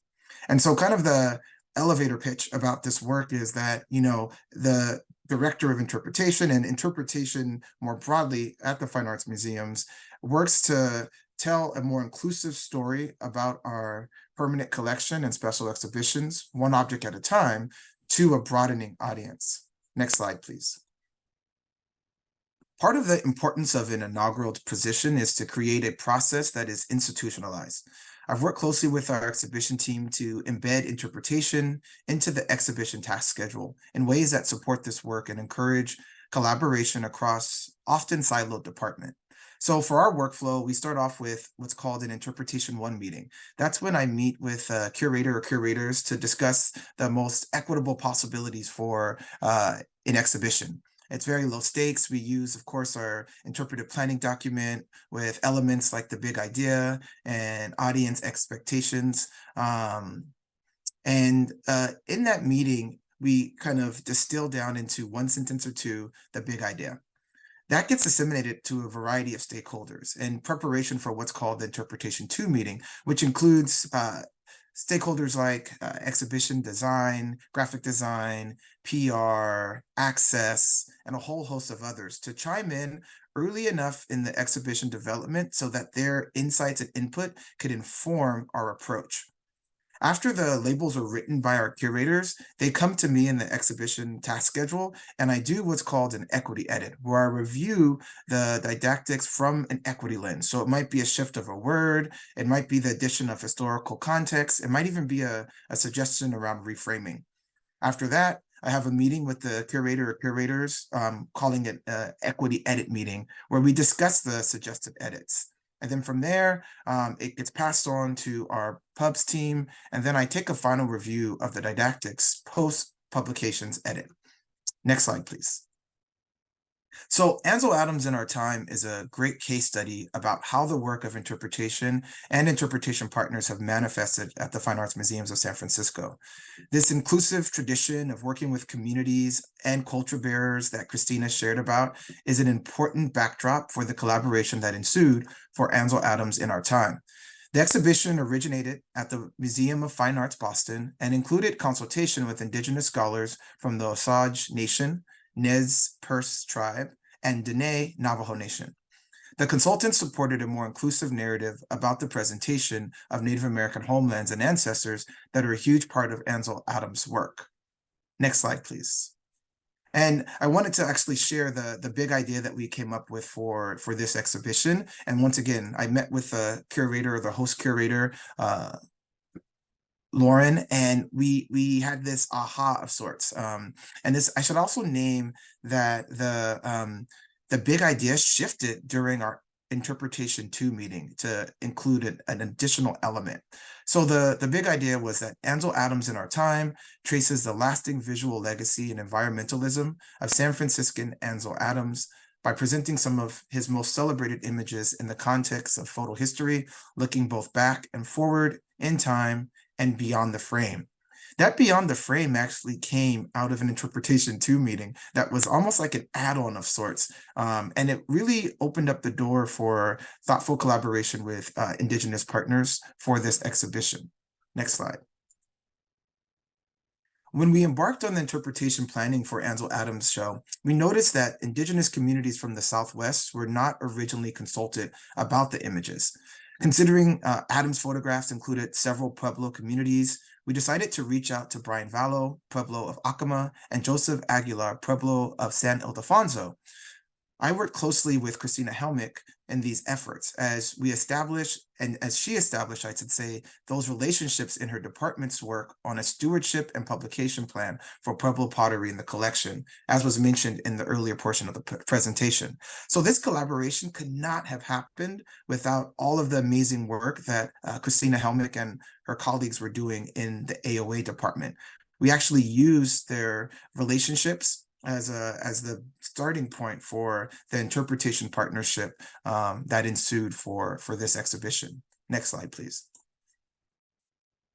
I should also mention that the interpretation partners are financially compensated, as was mentioned with the Denver presentation. And particular mention of note is that it's double that of what we would pay academic consultants to really express our appreciation for their time and insights. And so interpretation partners help inform the didactic treatment of our exhibitions, including obviously wall text shifts in terms of words or other framing.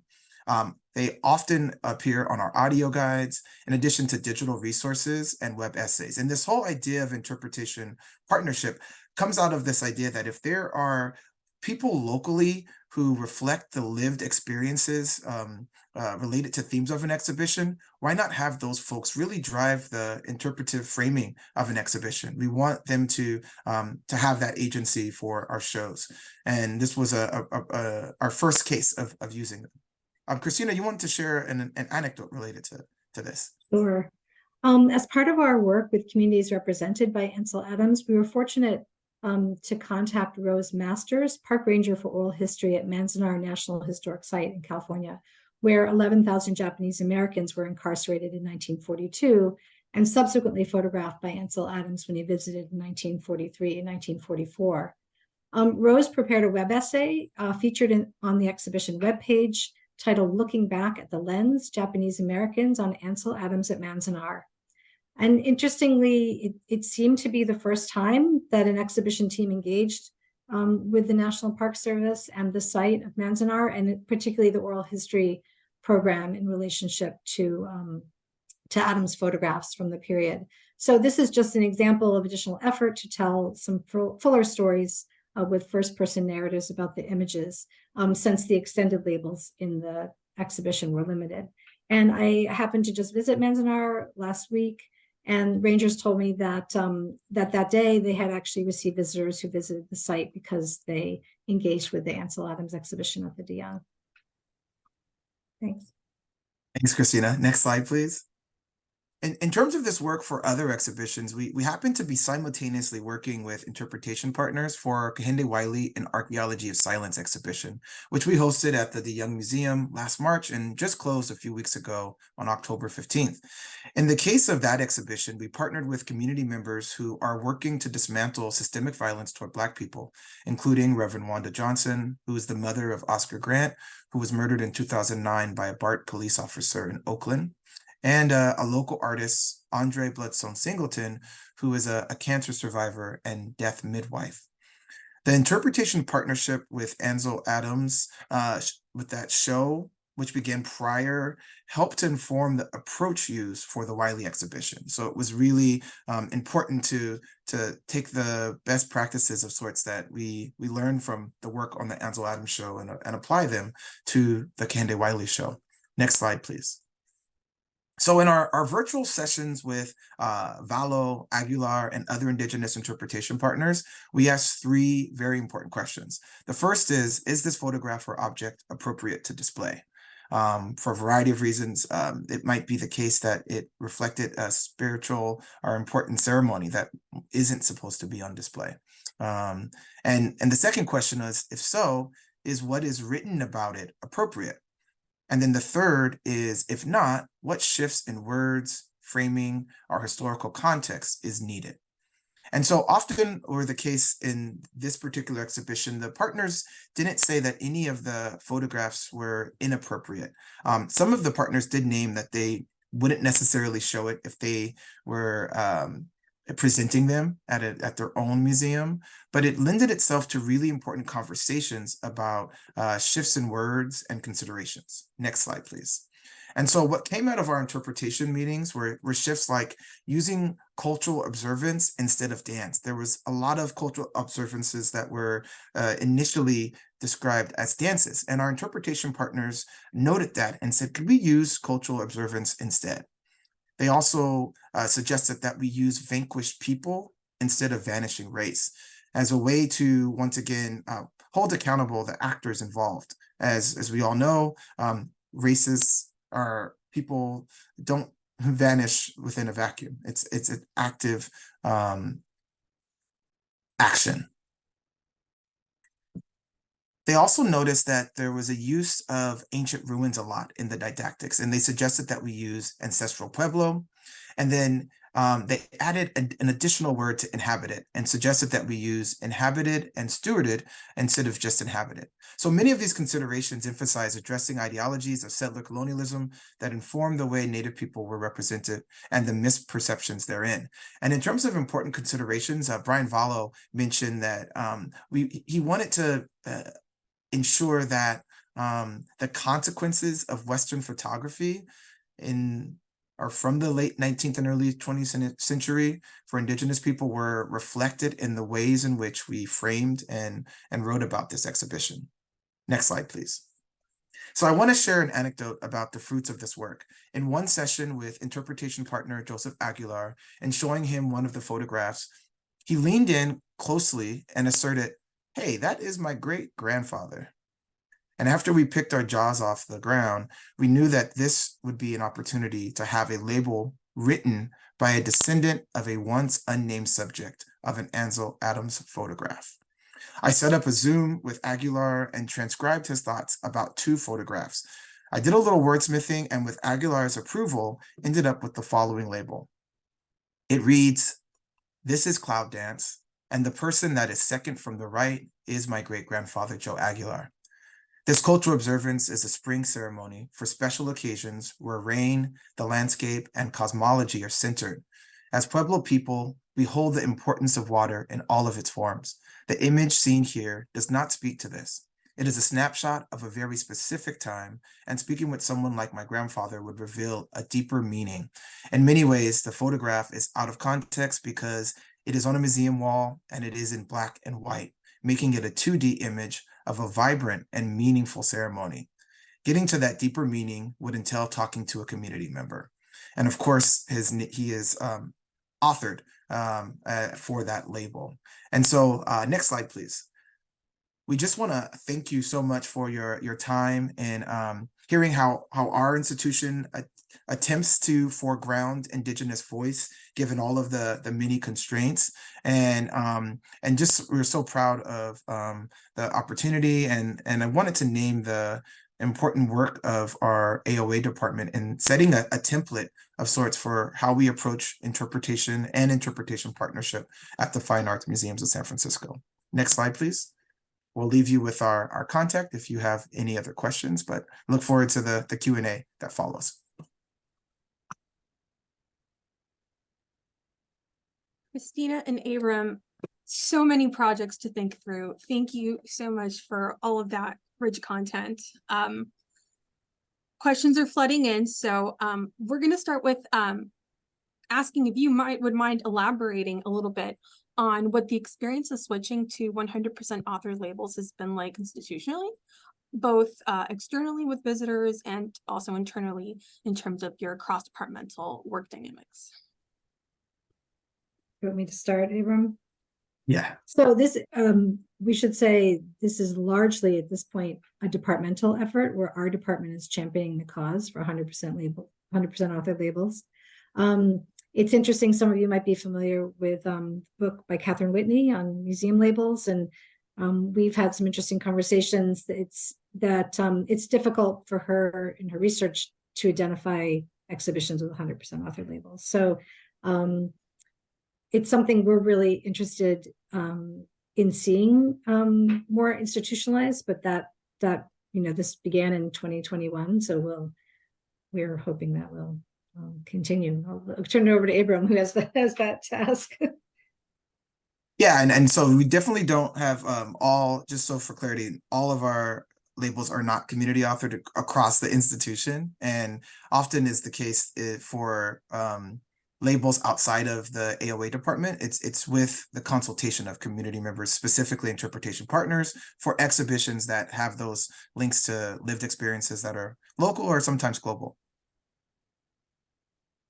There's also a lot of interest in terms of, because your interpretation department is newer, participants are really eager to hear not just about what that's been like in terms of the process, but specifically, if you would mind sharing some advice about navigating that interpretive curatorial relationship. For example, the our questioner says that I see equity audit meetings and I wonder if there are some techniques you use to avoid reactivity and ensure that people's knowledge and contributions feel valued and respected when delivering sensitive critiques.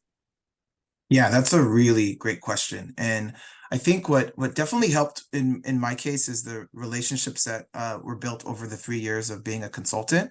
But I think in general, I think creating an awareness that there's an add value to the work of the interpretation professional. That may not always be clear, but I think in as part of the work of establishing and embedding interpretation into the task schedule, it has been clear to all folks involved that this is an add value for everyone involved, that, you know, we're working with experts in terms of curators, and then I'm bringing a level of expertise that supports the final product so that our visitors have the most ideal experience. And so I think we're at a place now where that's understood, and so it's met with less defensiveness than one would think in terms of those equity edit meetings. Thank you. Certainly a very large undertaking. So I applaud you guys for doing that, particularly at this moment in time. We also have some questions about going back to the question of your equity check.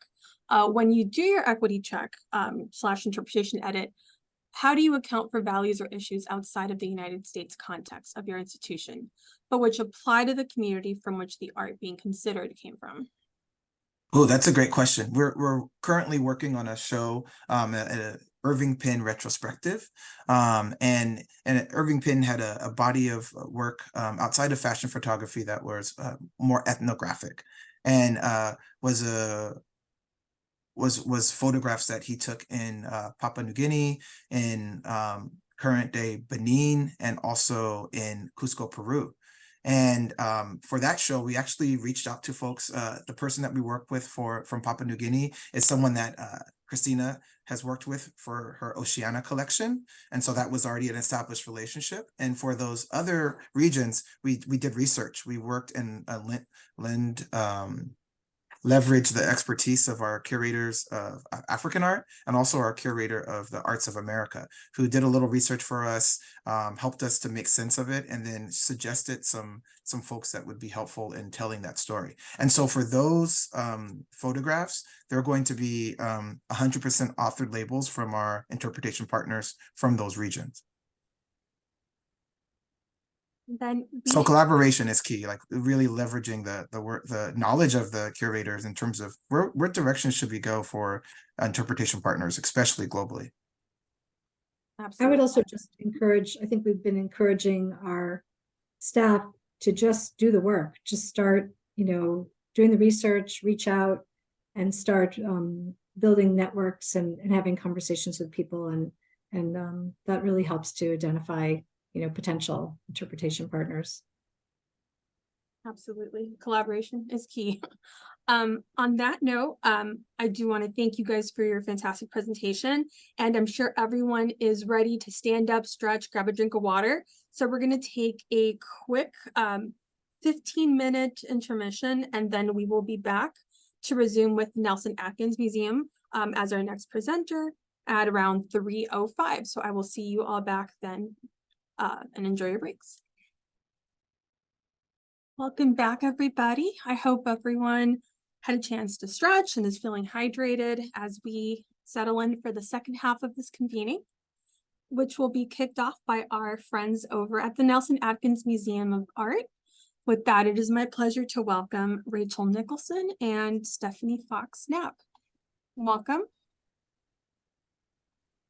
Thank you so much. And thank you everyone for being here today. It's so wonderful to see so many familiar names on the participant list. I'm Rachel Nicholson, Director of Visitor Engagement and Research at the Nelson Atkins. And we're going to talk a little bit about a project that we began in the summer of 2020 that has led to a lot of other experiments in our collection at the moment. I'm here with my colleague, Stephanie Fox-Knapp. Yes, next slide, please. So as Rachel said, I'm Stephanie Fox-Knapp. Great to be here with everyone today. I'm the Sanders Sosland Senior Curator of Global Modern and Contemporary Art and the head of the American Department. So before Rachel introduces some of the details of the harm reduction project undertaken here at the Nelson Atkins, that's specifically geared to object labels, we wanted to share with you just a little bit about the museum on whose walls these labels appear. So located right here in the middle of the map in Kansas City, Missouri, at the junction of the Missouri and the Kansas rivers, the Nelson Atkins stands on the homelands of Native American people. In recent years, these nations have included the Missouri, Oto, Kanza, Osage, Shawnee, and Delaware. Now, the Nelson Atkins opened in the midst of the Great Depression on December 11th, 1933, and a crowd of nearly 8,000 people stretched from the doors out to the street while the celebration was broadcast live to more than 40 stations across the country, with trustee J.C. Nichols' words going out over the airwaves. He said, quote, "Art is not a fancy or a fad. It is a vital force in the lives of us all. May this collection be a constant influence in your life. There is welcome here for all. Regardless of the clothes he wears, his wealth or position, may everyone feel that it belongs to him," end quote. So while today we would change those pronouns certainly to be more inclusive, the sentiment that there is welcome here for all remains a guiding tenet of our mission. It underlines the harm reduction work with regards to object labels that the interpretation team and the curatorial teams at the Nelson Atkins began to collaborate on together in the midst of the pandemic. It also continues to shape our approach to label writing across our encyclopedic collections of more than 42,000 objects, as well as our temporary featured exhibitions. And this work, jointly undertaken by interpretation and curatorial, is necessarily, as we've heard from other colleagues, built on mutual respect and trust, qualities that have grown over the last 11 years that the museum has had a dedicated interpretation team, as well as a director who's invested in the visitor experiences. And we have more than, or almost nearly 500,000 visitors coming to us annually. Next slide. So as I said, this project began in the summer of 2020, and it began with a question that the interpretation team wanted to explore. And that question was, how might we commit to equity, accessibility, and inclusivity in our work, specifically focusing on racial justice? I'm representing just a piece of that interpretation team today, and I am indebted to my colleagues Ariana Chaiwarnan and Jocelyn Edens, who were core partners in this work, as well as the interpretation staff today who carry on this work in everything that we do. So harm reduction begins from the idea that there are negative cues within our buildings. And when people encounter these negative cues, they may perceive that they do not belong or are not welcome in our spaces. So our goal then is to remove these cues that may be negative or harmful to underrepresented audiences and replace them with cues that can be affirming and welcoming. I think it's also important to note that harm reduction forces us to acknowledge that museums can be harmful spaces to people. Language can do harm and imagery can do harm, and our histories are certainly not clean. So it forces us to first kind of recognize our own role and then work from there. Next slide. So we kind of began this project with the question of what causes harm. And rather than the interpretation team coming up with this definition, as we've heard from many colleagues today, we wanted to start from a place of collaboration. So we started with this first meeting where we invited collaborators across the museum to engage in this conversation. I think a big learning from this project was to draw on the expertise and experiences within our own staff. So the stakeholders of this first meeting included curatorial, community and access programs, visitor services, and interpretation. We had a simple goal to develop a shared understanding of how labels do harm and what we mean by harm. We didn't want interpretation to be driving this or even creating the definition. We wanted this to be co-created from the start. And we also set up this assumption that language can be harmful and we don't want to do harm to people at the Nelson Atkins, a pretty simple assumption there. This work was also all done while the museum was closed and while we were remote. So this was a Teams meeting We started a discussion together. We then broke into simple breakout groups, which each member of the interpretation team led. And then we came back together at the end to discuss some of our conversations. Next slide. So some of the patterns identified in these conversations may feel pretty basic to people, but I think it was important to us because we wanted to start by just writing things down. What were our agreed upon ideas of what caused harm? And then this allowed us to go forward and identify labels in the collection that we wanted to rewrite based on that common understanding. So some of these include assuming a generalized experience of the world. I think we've heard a lot from other presentations today about how other institutions are using these, that passive voice construction, obviously vocabulary and terminology that reinforces hegemonic power and exclusionary white narratives. Next slide. So having kind of identified this notion of what causes harm, we in interpretation then asked our curatorial partners to go back to their collections and start to identify object labels that they wanted to rewrite using those kinds of patterns and definitions that we had agreed upon as a group.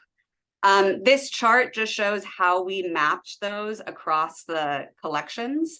So I'll note here that photography is not present on this chart. That's because photography works rotate so often that there weren't a lot of current labels that our photography curators felt they needed to update, but our photography curators were instrumental partners in this work.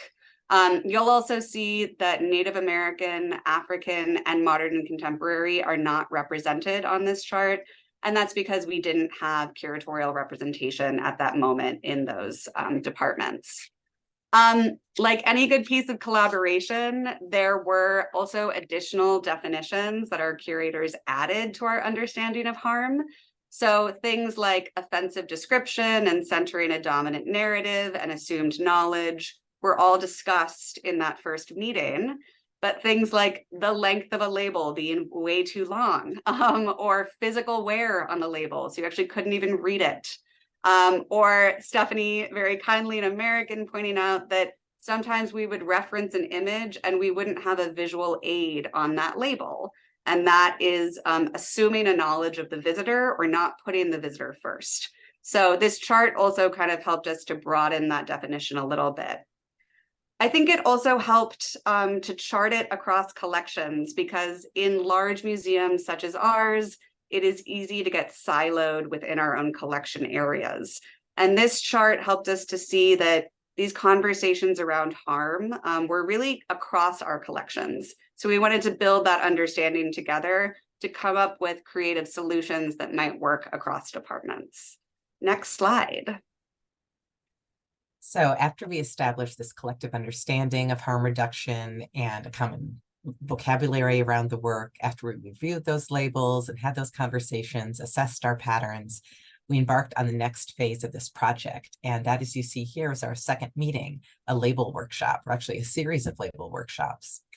So in the spirit of continuing to learn together, colleagues from Rachel's team in interpretation organized these series of small workshops. And they were composed of a couple of curators and a pair of interpretive planners, and even once our director joined in because he was so curious about this work. And these workshops gave us the opportunity to really dig into a few of the labels that we identified as needing revision, to kind of comb through the language that was used and to think more deeply about how we might reimagine our permanent collection labels. So for these workshops, as Rachel said, you were all virtual. We're in our little boxes around our kitchen tables and sofas and our desks. And we thought about how we might communicate stories and ideas that felt most relevant and most of the moment, most important now, to tell about works that ranged from an 8th century Tang Dynasty ceramic figure to a 13th century Chola bronze, to a canvas that Gauguin painted while in Tahiti, and a portrait by the artist christened the Missouri artist, George Caleb Bingham, of the sitter, Dr. Troost, who you see at the lower left, known as both a distinguished physician as well as the holder of 6 enslaved people. So we approached this task in these workshops from 2 different stances. From the position of a visitor, using a visitor profile that we were given and briefed on, as well as from the position of content experts. So from those two positions, we spent time dissecting the language, what the label said, such as the perpetuation of dominant narratives, offensive descriptions, harmful tropes, as well as what was not said or not mentioned in the label, like those assumptions of knowledge that Rachel mentioned, or what felt like avoidance of topics or issues, such as genocide. Next slide, please. So for each object, like this 16th century Italian cassone or wooden chest, the interpretive planners and the curators looked at the work together in tandem with its label, and we were asked to consider a series of questions. We were told to think about, what do you notice first? What holds your attention? And about what would you like to know more? So as we looked and as we read, we started to highlight passages in that label that were ripe for revision while keeping up a lively dialogue with the string of questions and comments that you can see on the right side of your screen. That was our chat box. Then the curator whose purview the object that was being assessed fell into shared some background on the piece. And finally, as a group, we strategized about how to align curiosity with insights while tending to the opportunities to reduce or eliminate harm. And I'll turn it back over to Rachel to talk through the process and what came next for this label of the cassone that featured figures from Greek myth, Apollo and Daphne. So this object and label was identified by our curator of decorative arts because of the story of Apollo and Daphne that is depicted on the chest, and then how that story is communicated in the label currently. So you might notice that we talk about it as an eternal love story, as a romantic story.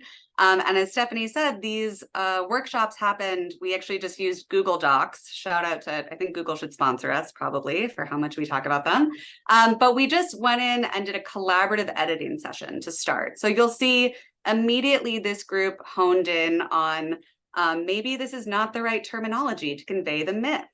Sounds like a frightening experience for Daphne. I wonder if the sentence could be written with more empathy towards her, and feels pretty romantic. Is that really the case? I'll say for this workshop, we paired photography and decorative arts departments together, which was actually a really nice pairing because I think both departments often talk about the accessibility of their objects. So photographs and decorative arts are often things that some of our visitors might own or feel a little more comfortable with. And there are pros and cons to how we approach those objects in interpretation. So it opened up a really nice conversation. Next slide.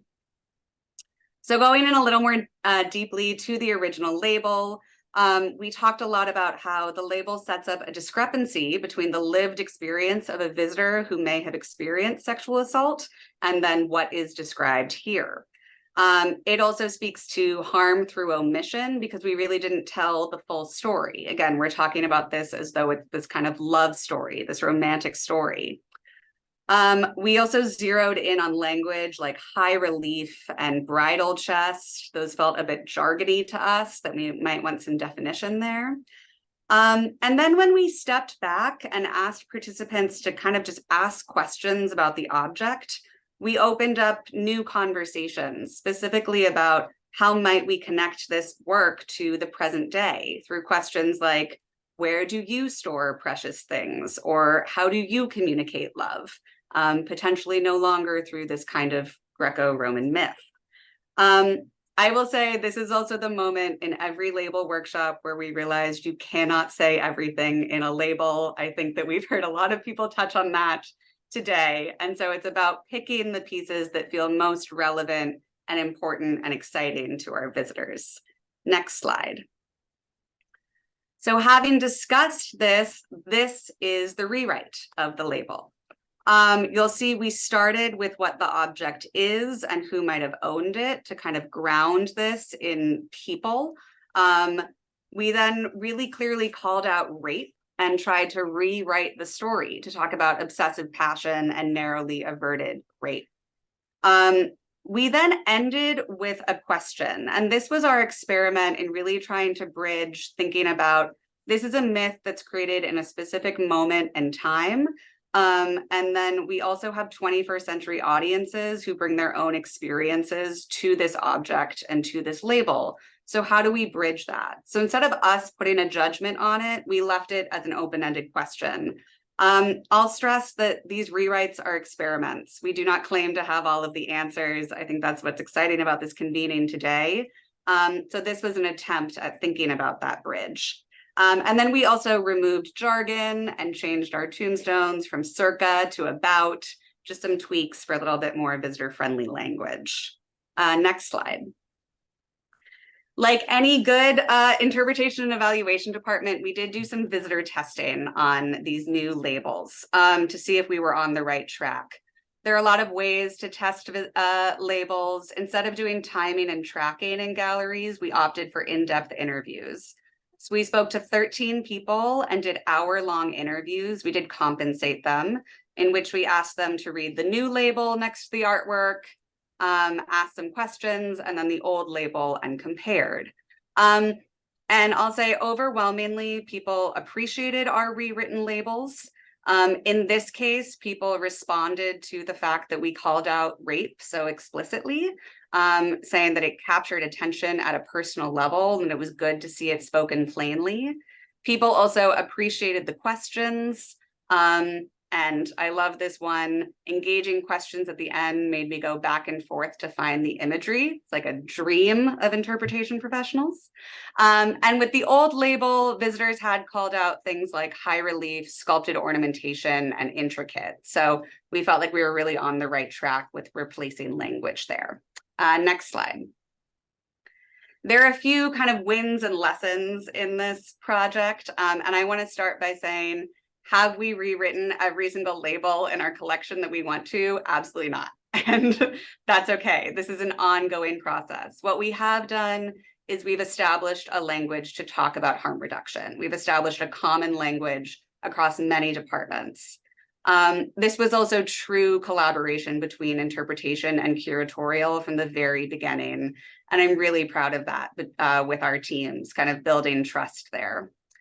I would say to not be afraid to go slow and step by step, allowing space to pivot and change at different turns. And definitely don't let perfection be the enemy of progress. I do not claim to say that we have perfect labels on our walls, but we are aiming to improve every day. Certainly listening to visitor feedback and community perspectives was important. And our biggest win, I think, is creating a new interpretive framework. Next slide. So I will not read this whole slide, and I'm so embarrassed that I put so many words on it. Apologies to everyone.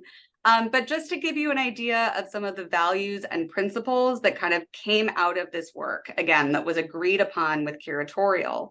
We're really starting to think about interpretive text as a starting point for engagement with a work of art. It is an invitation to explore more deeply, to think about big questions. We aim for complexity in our storytelling, that we can allow multiple stories. We aim for specificity. This really came from curatorial. We want deliberate and precise language. And we also want to speak about the work of art itself and start always from there. Empathy, certainly aiming to be aware of how language can invite and empower. Relevance, writing with a commitment to 21st century audiences. And lastly, experimentation. I don't think that there has to be one kind of label. There is not one kind of visitor, and we can be trying different modes of engagement with every project that we have. Next slide. So many of the values and the principles that grew out of this harm reduction work targeted at labels for objects in the museum's permanent collection really did inform other projects that the museum undertook during the pandemic. And as I said, continue to shape the way we tell stories today.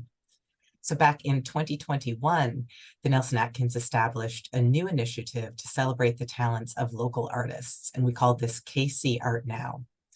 This program is dedicated to helping the museum advance its commitment to ensure that the communities we serve and hope to serve feel seen, represented, included, and honored.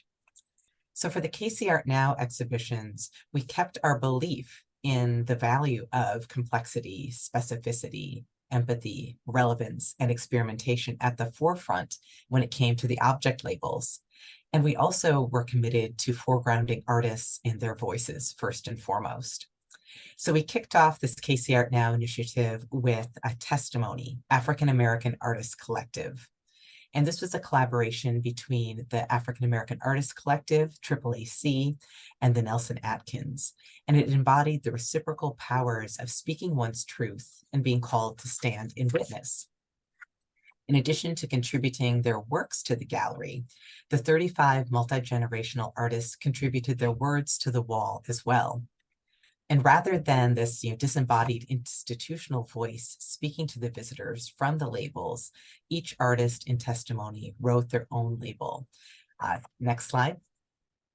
Like the one that you see here by Harold Smith, a Kansas City artist of national renown for his mixed media work, Friday Night Blues. And like colleagues from other institutions on this panel today that you've heard from, all of the artists were compensated for participating in this way. Next slide. So visitor responses to these artist-authored labels was so overwhelmingly positive in testimony that we continued it with the second project and just decided to make it a constant for KC Art Now. And if you visit the museum between now and early September of next year, you can experience them for yourselves in our third iteration of KC Art Now that we just opened, A Layered Presence. A Layered Presence includes 22 artists ranging from those who are just emerging onto the scene to some who are really well established and who have cultural ties to Mexico, Cuba, the Dominican Republic, Guatemala, Uruguay, and Peru. And each of the artists in this exhibition has many layers beyond their cultural identities that inform who they are and the stories they choose to tell through their art. Just like the artists, their art is equally complex and multifaceted, composed of layers of subject matter, materials, processes, and meaning. And although there are many points of connection and commonality in the exhibition, each artist and every work of art resonates as a uniquely powerful layered presence. Next slide. So to ensure that the museum wasn't flattening this power or lessening the artist's presence, and because a tenet of KC Art Now has been that the power to tell one's own story is significant, once again, each artist was invited to write the label that accompanies their work, as well as to share a favorite portrait of themselves on the label. And as you see here, these labels, along with our intro text, were presented in both English and Spanish. And here you see the work and the words of Mexican-born artist Isaac Tapia. Combined with the double portrait of his parents, Rosito and Gustavo, the label that Tapia wrote speaks to visitors in a way that a label I would write just never could. Part of our commitment to more exclusive and equitable storytelling is knowing who can tell the story best and knowing when it's better to support someone else's voice rather than to take space for your own or for your institutions. So it kind of all goes back to Nelson Atkins' early trustee, J.C. Nichols' belief 90 years ago that the museum should be a place where there's welcome for all and that everyone feels belongs to them. So deeply tied to ensuring that visitors feel welcome, that they have a sense of ownership and belonging, is how labels are paired with the art they encounter and how those labels speak to them from the museum walls. Next slide. Thank you. Rachel and Stephanie, thank you so much for all of your knowledge and this fantastic framework that really forefronts that visitor experience with a lot of compassion and care. Lots of questions. So let's start off with a quick look at this framework in terms of how do you, because you had some of labels that were written by external parties as part of, for instance, the testimony labels that you discussed at the end, how might you apply this harm reduction framework in a similar way to labels not written by members of your staff? So I'll say the harm reduction framework really came out of kind of a first step in wanting to think about how we update our labels. So first starting by reducing harm. And so I think the artist authored labels are actually one of those solutions. I'll say when we do artist authored labels, and Stephanie can speak to this as well, we aren't simply saying to an artist, you know, go and write a label. We are having a lot of conversations about what do you hope a visitor understands about your work of art. We also try to provide information that we know about our audiences. So how do we think about label writing in the museum? What do we know about our audiences, what they're looking for? And so we're trying to set that artist up or that community author. We also have quite a few community perspectives on our walls at the moment in a photography exhibition. We are trying to set them up for success so that we're not getting a label and then saying, oh my gosh, we have to fully rewrite this. It's really more of a kind of giving a different voice is one of those strategies, I would say, for reducing harm within the museum. And we have had frank conversations with some community authored label authors when, you know, a word was used that we felt might need to be massaged a little bit or explained a little bit or retracted. So I think it is, you know, we're holding ourselves to these harm reduction standards. And I think because we're trying to develop a greater sense of trust and respect with our community label authors, we want to do the same. We want to do the same for them. And that's really been well received so far. Terrific. So you mentioned just a moment ago, and this connects with one of our questions, that, you know, this process began with, you know, an inward looking reflection on, hey, we need to address a lot of these labels and go through this process of rewriting. Was there complete buy-in? And if not, how did you navigate those tensions? No, there was not complete buy-in, to be transparent. There was always, I will say, buy-in from our curatorial partners. And I can't rave enough about our curators at the Nelson Atkins. We are very lucky to have the collaboration that we do. I think, you know, and I saw a question in the chat too about just kind of this using harm reduction as a phrase generally within museums. And I think actually part of that was a big conversation where so maybe some folks who were not in those meetings would look up harm reduction and say, what place does this have in a museum? Or even what place does harm have in a museum? And it took conversations to get people to a place of saying, you're right, this is a public health phrase that is used in a very different context. But we felt it was important, rather than saying the museum is just here to do good, to say we're trying to reduce harm because we need to look at the actions that we have taken, or the imagery that is on our walls, or the words that we use within this institution, to understand our place and how we may have been harmful towards people. You know, Stephanie quoted J.C. Nichols, who's a complicated figure. He's one of our founders and said wonderful things at the opening, and is also responsible for redlining within Kansas City. And so there's a lot of histories that we have to grapple with as institutions. So it's a long-winded answer to no, there was not buy-in. But I do think it's that those repeated conversations at every step saying, okay, I hear that you don't understand this. Let's sit down and talk about it. Our director coming to one of those label workshops was so that we could invite him in and say, help us, let us show you the work that we're doing. And he was really energized by that. Visitor testing was also another way to say, look, this is appreciated. This is working. So there were quite a few strategies throughout, I think, to really get people on board with the project. Thank you for just the transparency and nuance of your response, and for weaving in that other question about the problematics of language when we develop these new frameworks, which we desperately need, but, you know, it's always a work in transition. So with that, we are that was going to have to be our last question for this session, but there is tons more to unpack in the panel, and I want to thank you both for sharing this with all of our participants and providing models that we could move forward with in the future. Thank you. All right, and rounding off our set of individual presentations is the team from Smithsonian American Art Museum. It is my pleasure to present my colleagues Kelly Skeen and Melissa Ho.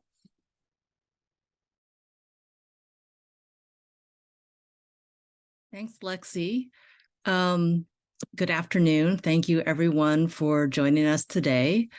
And I just want to take a moment to thank all of the colleagues who have presented already. Just incredible work that you're doing at your institutions, and for your presentations. You've set the bar very high.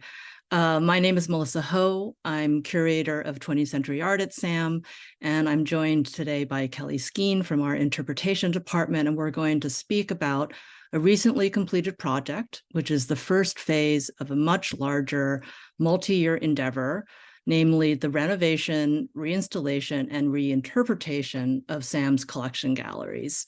Over the next several years, SAM will update all 3 floors of our building where we present our collection, which spans 3 centuries of American art across virtually all media.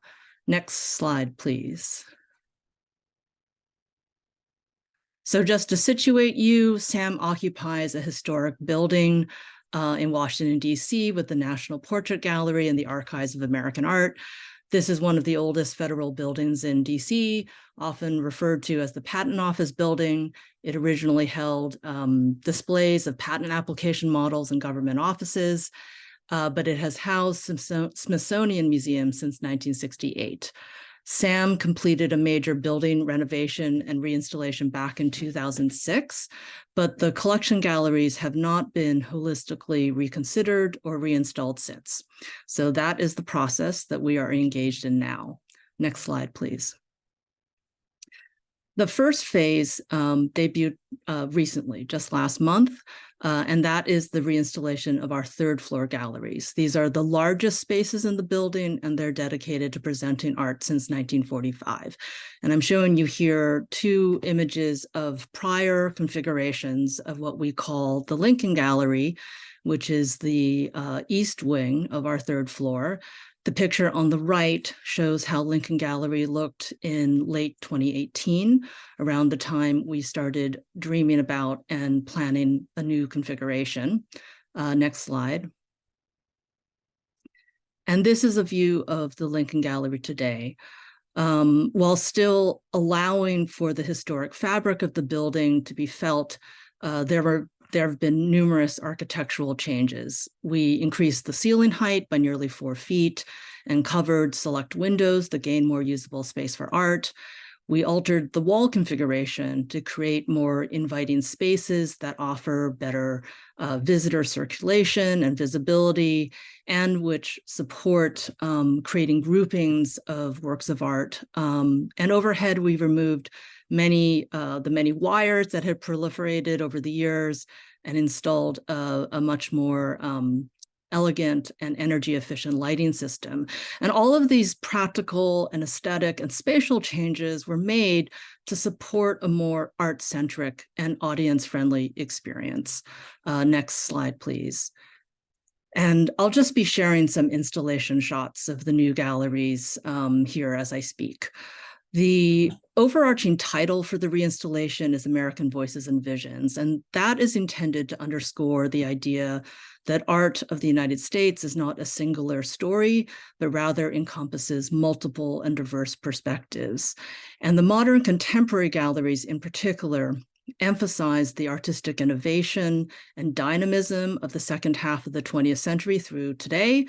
And our new galleries offer a much more expansive view of that than what existed before.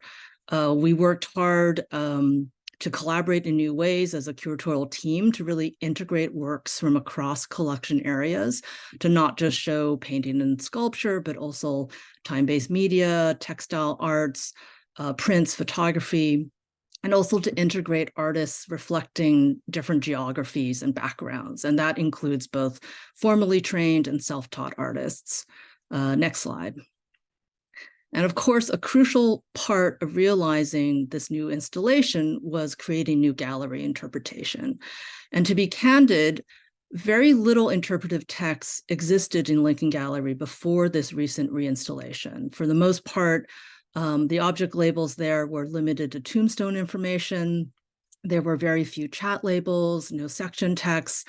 So there were very few footholds offered to our visitors for how to approach and understand the works of art. So the curators made a major commitment in time to create chat labels for virtually every work on view. We also added section text to help knit together groupings of works.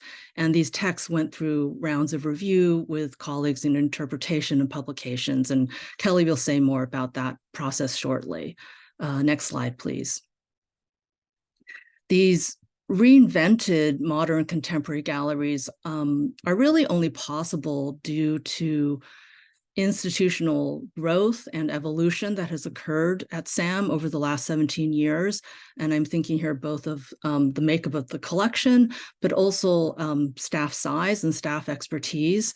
Since the last renovation in 2006, the curatorial team added curators, dedicated curators of Latinx art, self-taught art, post-war and contemporary art, and time-based media.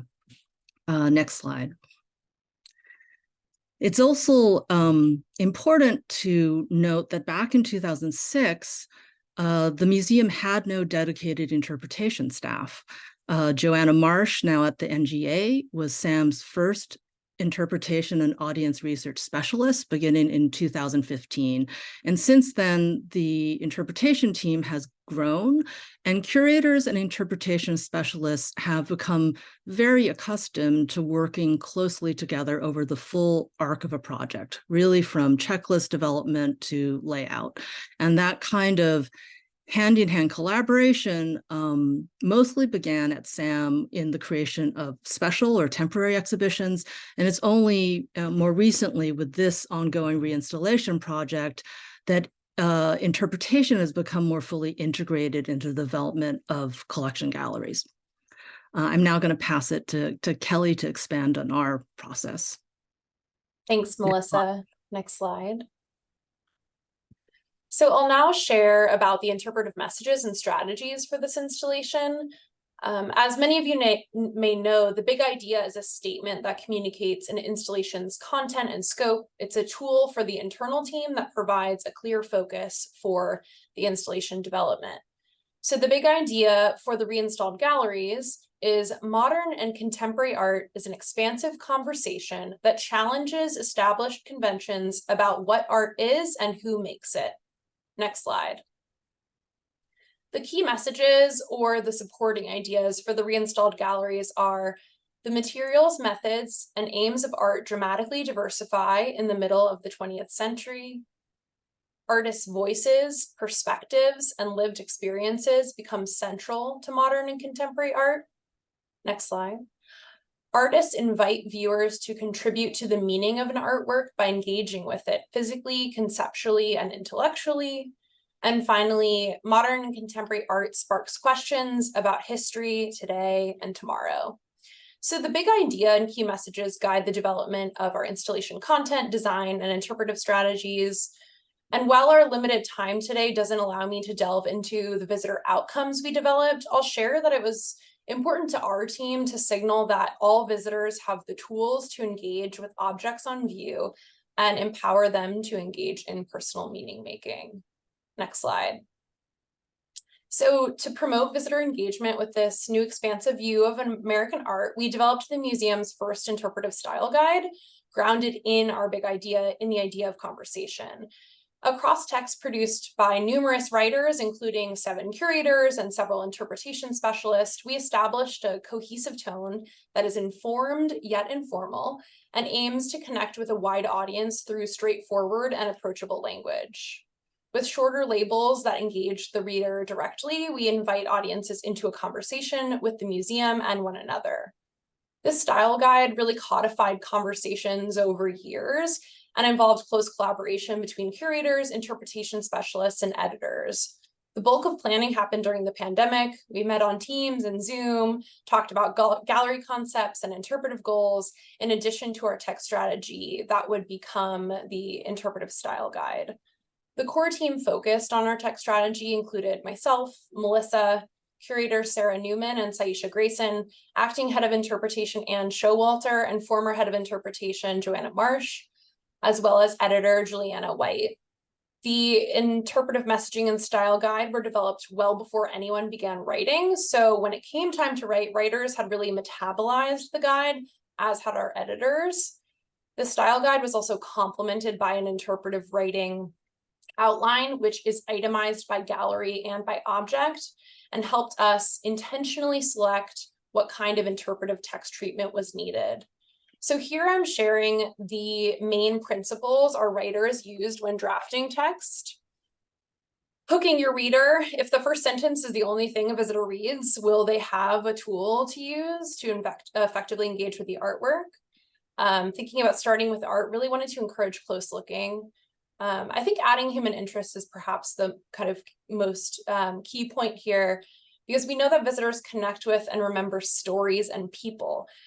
So some strategies for fostering that connection included quotes, particularly artist quotes, really punctuate the installation and are included in many object labels. Also references to common human experiences or contemporary events. And finally, we employed dialogic questions that invite visitors to tap into their personal experiences and perspectives. So again, back to that visitor outcome of personal meaning making. Breaking it up, we know that splitting ideas into chunks make them easier to digest. And finally, letting it go, focusing on one or two main points that will stick with visitors and provoke curiosity as they engage in the galleries. Next slide. So the best practices from our style guide excerpted here focus primarily on readability, approachable language, and inclusive terminology and phrasing. With respect to vocabulary, we know that word choice can make a major difference between a welcoming and engaging text and an exclusionary, intimidating, and even patronizing text. It was also important for us to avoid jargon, avoid terms that are unlikely to be recognized by a general non-specialist audience. And also focusing on inclusive language, avoid biased language that might offend, marginalize, or exclude groups of people. Next slide. This table illustrates the different text types that we employed for this installation. While many of the text types are pretty standard, what we focused on, what was new for us, was really honing in on the purpose of each text type, how the hierarchy of text builds an interpretive framework for our visitors. We also examined the length of labels, which is obviously something that's been touched on in nearly every presentation today. So in line with field-wide best practices, we suggested shorter labels than what we've typically produced for our galleries. Next slide. So these next rows of the table outline our strategy for object labels and a new type of label for SAM for this installation, which we called a Discover Connections label that discusses two works of art in the installation together, drawing perhaps unexpected connections and encouraging visitors to seek out objects across the installation, encourage them to think about new connections that they might make between galleries. Next slide. So we're going to share just a couple examples of label and section text that were created for these galleries. This is a label for a sculpture by Claire Falkenstein, which appears in a gallery that focuses on post-World War II abstraction. And as you can see, no label is perfect, of course, but the text really reflects an attempt to reflect the style guide that Kelly mentioned, starting with its length, which is fairly concise. It's 95 words total, broken into readable sections, including a quote from the artist. The label focuses on what the reader can see before them in the work itself, and it offers a few different ways to engage with the work, including a prompt that encourages the viewer to move physically around the sculpture, to observe how this changes its appearance. There are many, many things that the label doesn't talk about. You don't, learn much about Falkenstein's biography or the fact that she moved to Europe after the Second World War, and that's where she made this sculpture and so on. And this is where, for me, personally, I found the let it go point of the style guide so helpful and critical. It's a reminder that it's not possible or even truly desirable to try to convey everything you know about an artist or an artwork in a single label. And it gives, it grants the freedom to choose what story to tell and to take different approaches for different artworks. Next slide, please. And here I'm showing you the gallery where the Falkenstein is displayed in relation to developments in abstract painting of the 1940s and 50s. And that arrow is just indicating where the section text appears. And that is the text that sort of conveys the organizing theme of the room. And I'm pointing this out just in this setting to remark that in a physically concise space like this, it's quite easy for viewers to navigate, to find more information if they want it, look into the object labels and look into the section text. Next slide. But we had very different spatial and architectural conditions next door in the Lincoln Gallery, which from the images you saw earlier, you got a bit of a sense of its very large scale. And indeed, at the north and the south ends of Lincoln, which are the entry points into that wing, we deliberately kept that space free of spur walls to allow for a sense of the space opening up dramatically around you as you enter. And that sense of space expanding really reinforces our big idea of the expanding possibilities and conversations happening in contemporary art. So the challenge here was how to craft and place a section text in a space like this. A conventional little text panel didn't seem like the right fit. We worked together, curators, designers, and interpretation specialists on a different approach and used a very simple graphic design, painting this band of pale gray that runs from floor to ceiling and then rendering the text in wall vinyl. And that text itself, which was written by curator of contemporary art, Sarah Newman, I think is very cleverly crafted in not having a conventional descriptive title like post-war abstraction, but a header that is more open-ended and conversational. So it reads, "Art is an invitation to see the world with fresh eyes." And the text goes on to talk about how many of the artworks on view in that section of the gallery transform found everyday materials and allows us to see them in a new way with fresh eyes. Next slide. So that's an idea that can travel with the reader as they explore this very large gallery. It gives you an entry point into the Thornton Dial work, which is where we started, but also resonates with other works that they're going to encounter in the opposite direction where we're looking now, such as the Alison Saar or the Theaster Gates. Next slide. So our interpretation and audience research specialist, Emily Berg, has started evaluating our new interpretive writing approach in the galleries. While the data I'm going to share only represents initial findings, I think it's important for us to consider how our visitors are engaging with the text. This study surveyed 28 visitors, half of whom were visiting SAM for the first time. Here we're looking at an object chat label, discussing a painting by artist Kay Walkingstick that was tested with these visitors. Over 90% of respondents rated the label length as just right, and this label does conform to our new length suggestions. And over half of respondents described the label as clear and conversational, again, in line with our best practices. Numerous respondents noted in the conversation that they hadn't seen two figures in the work or didn't recognize that there were figures in the work at all. So they appreciated the question that begins the label. How easily can you find the two women of the title? Next slide. This label, this Discovering Connections label, connects artworks in different parts of the installation. The labels are placed at both artworks in the pair. So visitors' responses to this label included, "I like how it creates a dialogue between two works that I wouldn't have compared myself. And it helped to connect art from other parts of exhibit and think about both of them in a new way. It got the wheels turning in my head." We also received some unfavorable responses. not sure where the second painting is located. I didn't know there was a second artwork. So this particular label connects artworks at possibly the furthest points of the installation from one another. But this feedback from visitors helps us recognize that it would indeed be helpful to provide directional signage between the artworks, whether in text form, map form, or both.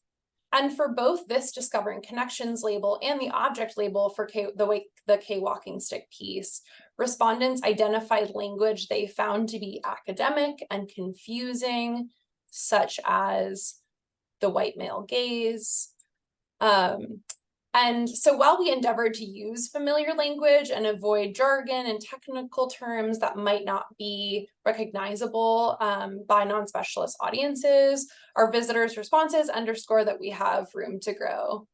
Next slide.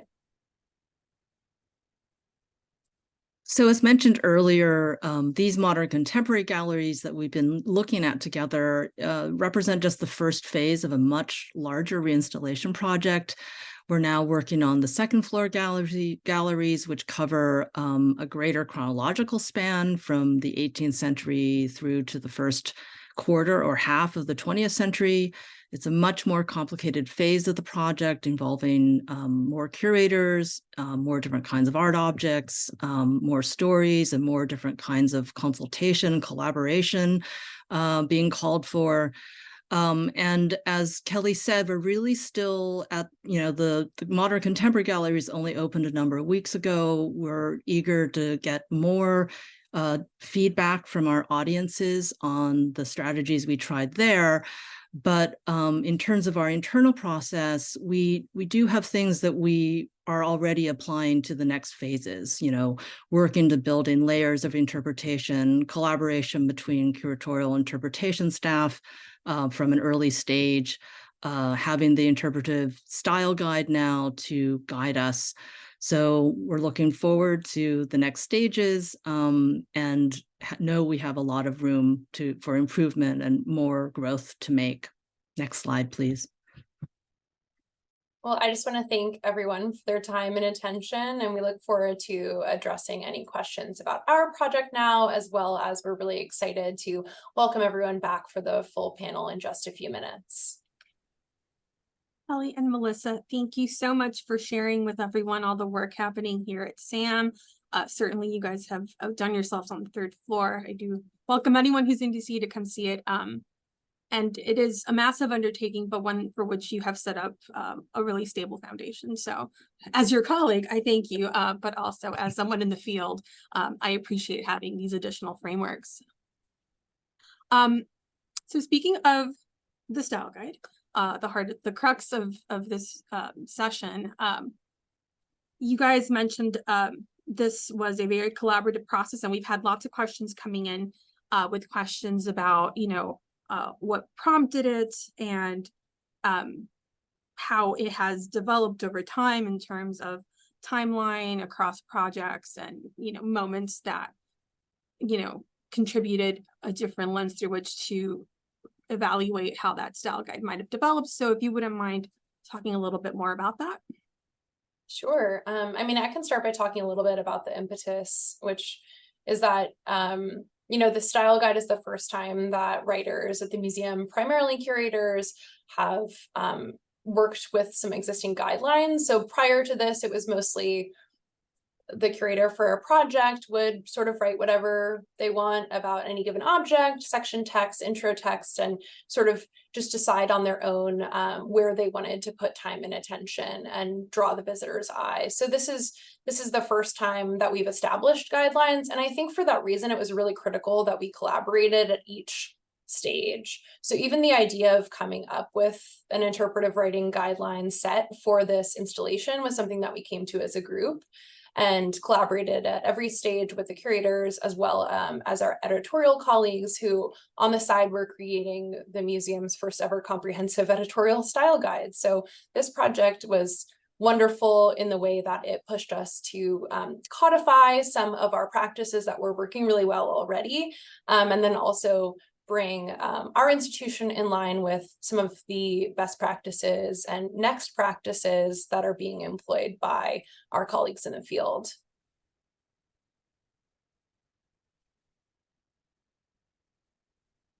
Lexi, you're on mute. Almost went all the way through on the second session. So we had one more question that kind of piggybacks off of what you were just talking about.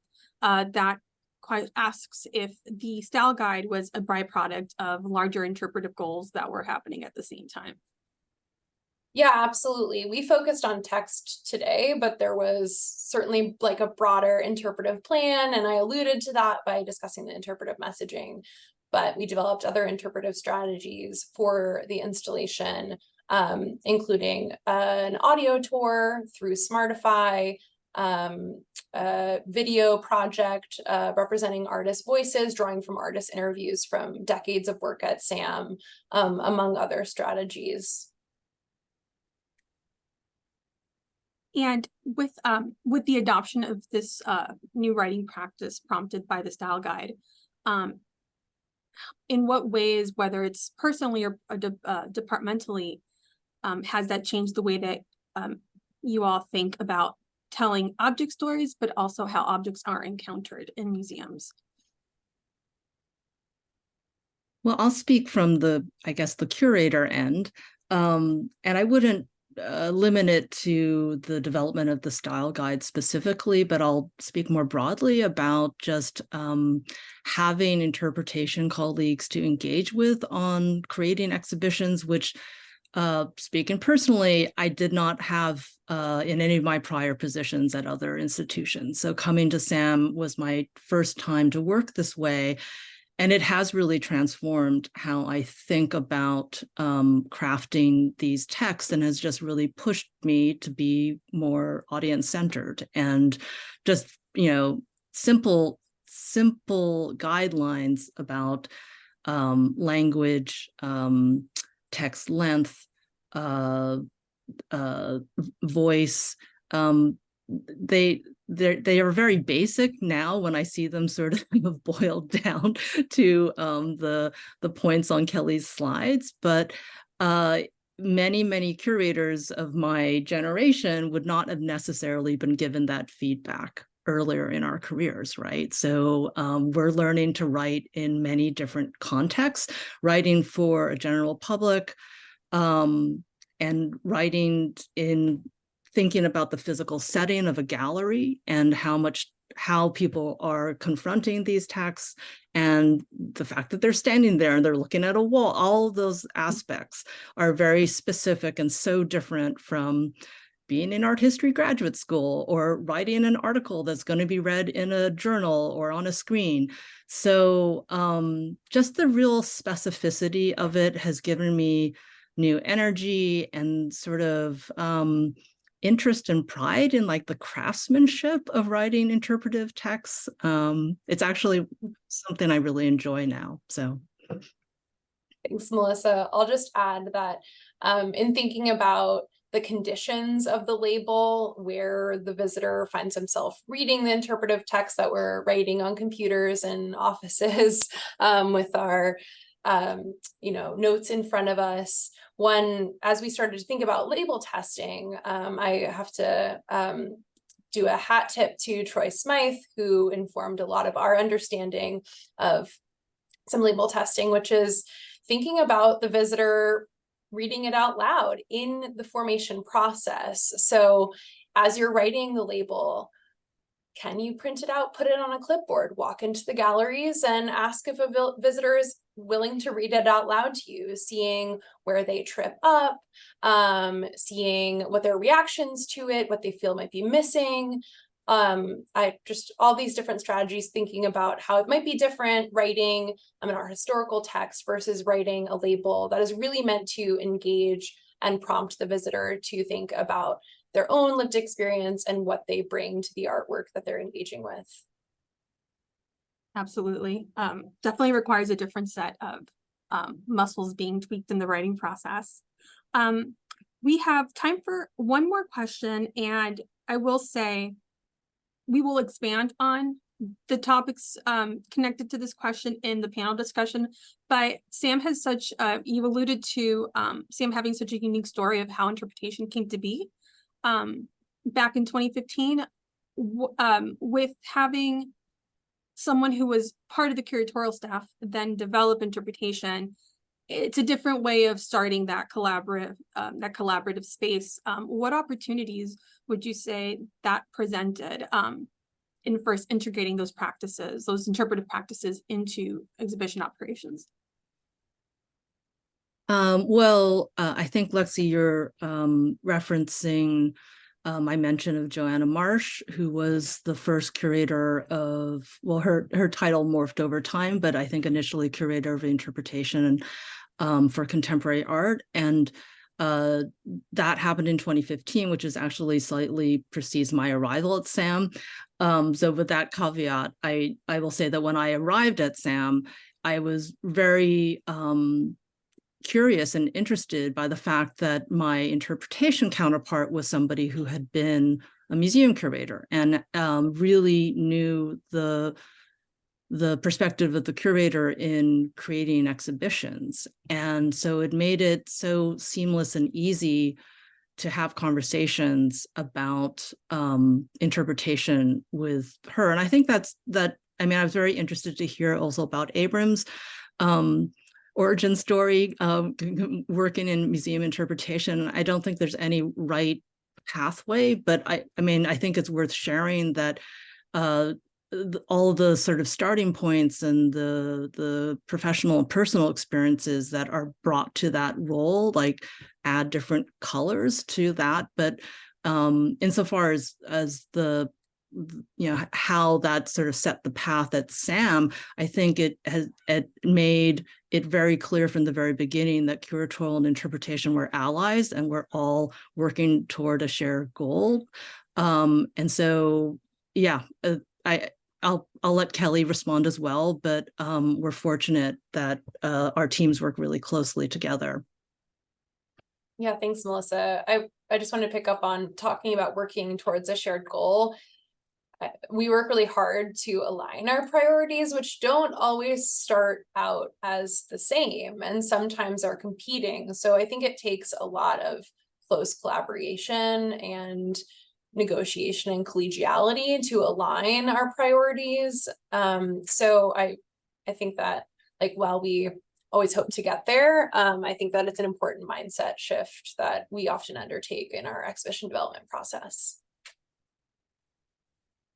Thank you both so much for sharing your experiences in this project. And if all of the rest of our panelists wouldn't mind joining us again for a group chat, just to kind of discuss some of the additional questions that have come through. You can go ahead and turn there you all are, your camera's back on. First of all, I just want to say thank you to our 5 teams of presenters for giving us absolutely just so much to think about. These examples, they go really far, honestly, into generating new ways to move the needle forward towards more accessible and compassionate and ethical practices. So I hope you're all, proud of the work you've done, and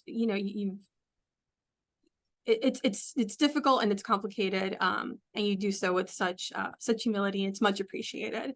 I'm speaking for everyone, hopefully, but on that end, I would have several questions that I've been condensing to kind of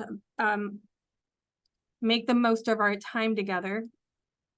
So some of them are going to be specific to some institutions, but for the most part, even if one is, if you have something to contribute, please join in, because at the end of the day, it's all about being as capacious as possible.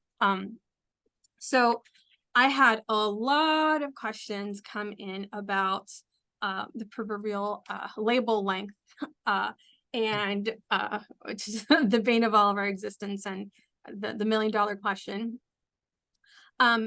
So several of you, and specifically with the Corning Museum of Glass, and SAM, and to a certain extent also with the conversations that we had with all the panelists, you guys, there's been a seeming shift towards this style of narrative. A lot of you shared frameworks and tips and pointers that almost read more like a style guide for a creative writing class. I'm thinking back to like undergrad in high school with the pointers of the hook and the narrative and the conversation with Corning Museum of Glass of, the hero's journey and this collective journeys model.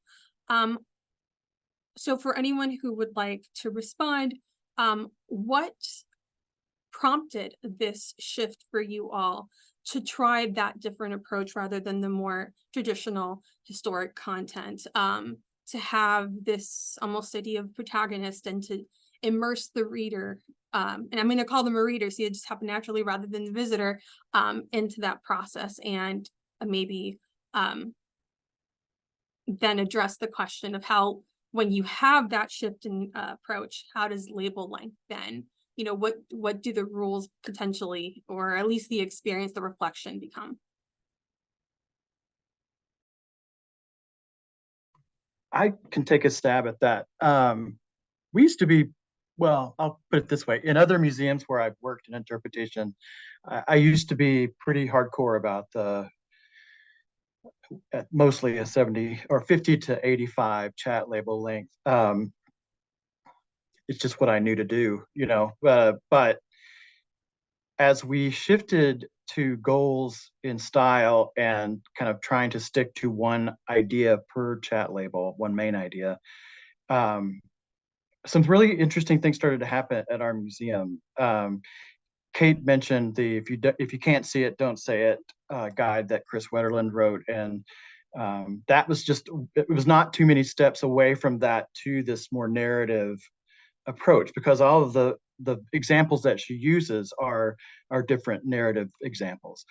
And so we got really focused on just creating the most tight, best story we could with as few needless words as possible.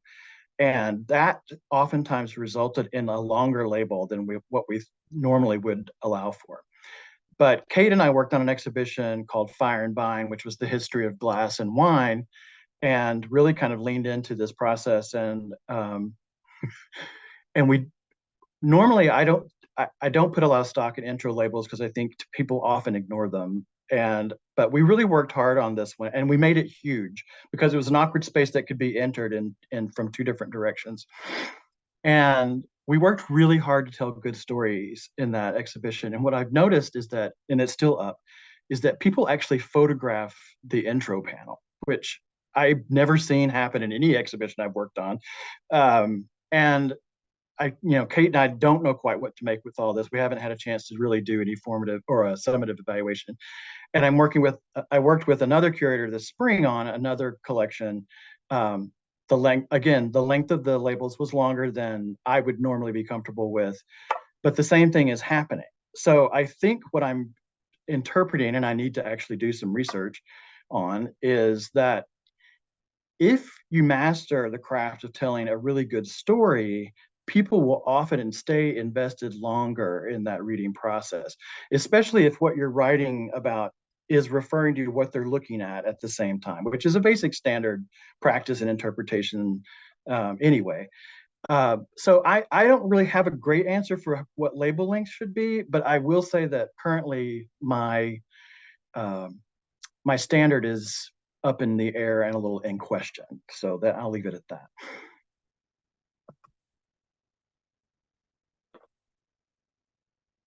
Any other takers to take a stab at the narrative, or that shift towards narrative? I think it kind of just goes back to that idea of like a label is not meant to say everything about a work of art. It's an invitation for someone to engage more deeply. So if we start thinking about it like that, how do we invite people in? What's the most engaging way to invite people in? That's usually not giving, 90 words of dry facts, but asking someone to imagine or telling the story behind it. And so I think it goes to that. It goes a little bit back to like, what's the goal of your labels? What's the goal of all of your interpretive devices? But if labels are the things that people engage with the most, and I know that there are a lot of questions too about kind of diverse forms of interpretation, but talking about labels today, they're the things that are on the walls. They're the most present. We're not asking people to pick up an audio guide. So they are really an opportunity to invite someone in and engage in a story. All right, we have one question that's coming in specifically for Foregrounding Museum. They ask, when you say you try to decode the shorthand of tombstone information, how do you describe complicated techniques like red shallow?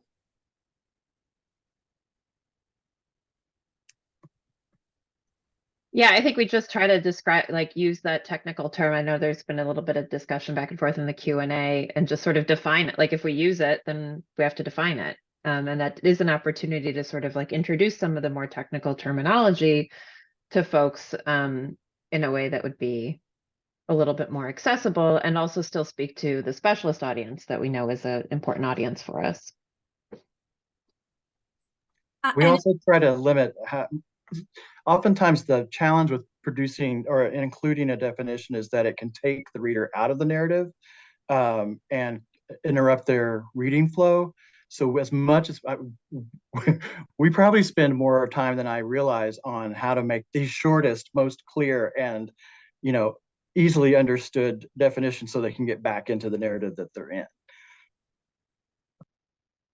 Absolutely. And to that point, we have a question about when developing these strategies for a narrative and how the labels and text will be developed, how do accessibility texts factor in? Can you repeat the last part of the question? How does what? How do accessibility text, so such sound descriptions, audio, for instance, audiovisual works, factor into those interpretation strategies? Oh, I wish we were farther along in that area. I feel like for us, that is a next stage.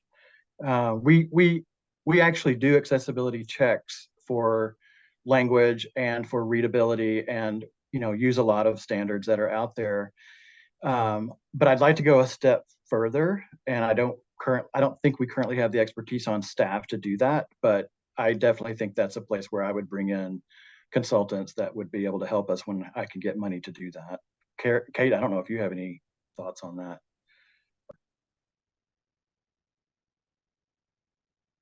Thank you. Another hot topic in the chat has been the topic of money and compensating collaborators. Everyone wants to know general descriptions either of the budgets for these projects that we discussed today, or if there's a formula of some sort that your institution uses for best practices. I can just hop in terms before Abram arrival and sort of more formal relationships with interpretation partners, we paid $600 per day. And we did compensate everyone we worked with unless they otherwise declined it. So we made a big effort to just find an amount and tried to pay everyone the same. Not come up with these different sorts of pay scales. And that really held true unless we had a special grant or some special funding. So it was $600 a day plus per diem, hotel, and travel. Yeah, and in the case of my budget, interpretation partnership is actually the largest component of the budget that I have, and our rate hourly is $200. And that includes, in the case of authorship, like the time spent doing research or meetings that we might have on Zoom to check in, and obviously drafting.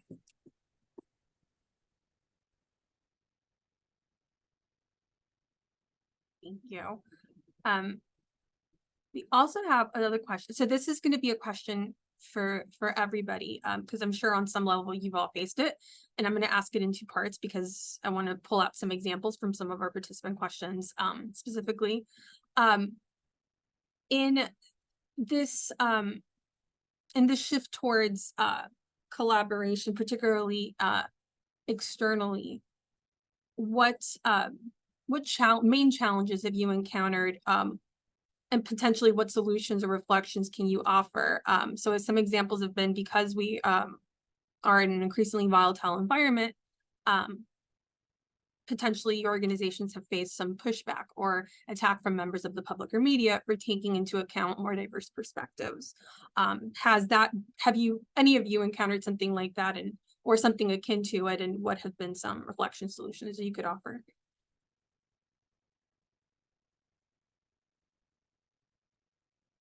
One thing that comes to mind is leveraging, I'll be very quick. Sorry, Rachel. Just that, leveraging interpretation partners for responses. We have received, in the case of our recent hosting of the Tutors exhibition from the Met, we worked with an interpretation partner who worked to embed the experiences of African people in Tudor England.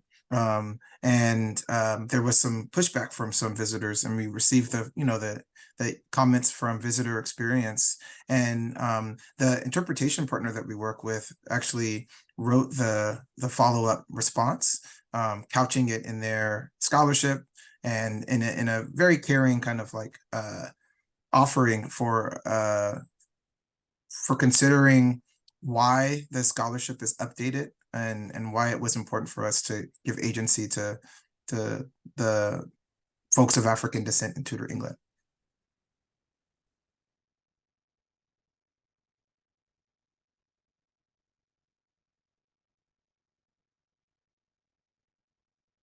All right. We have another question here regarding several of you in your presentations presented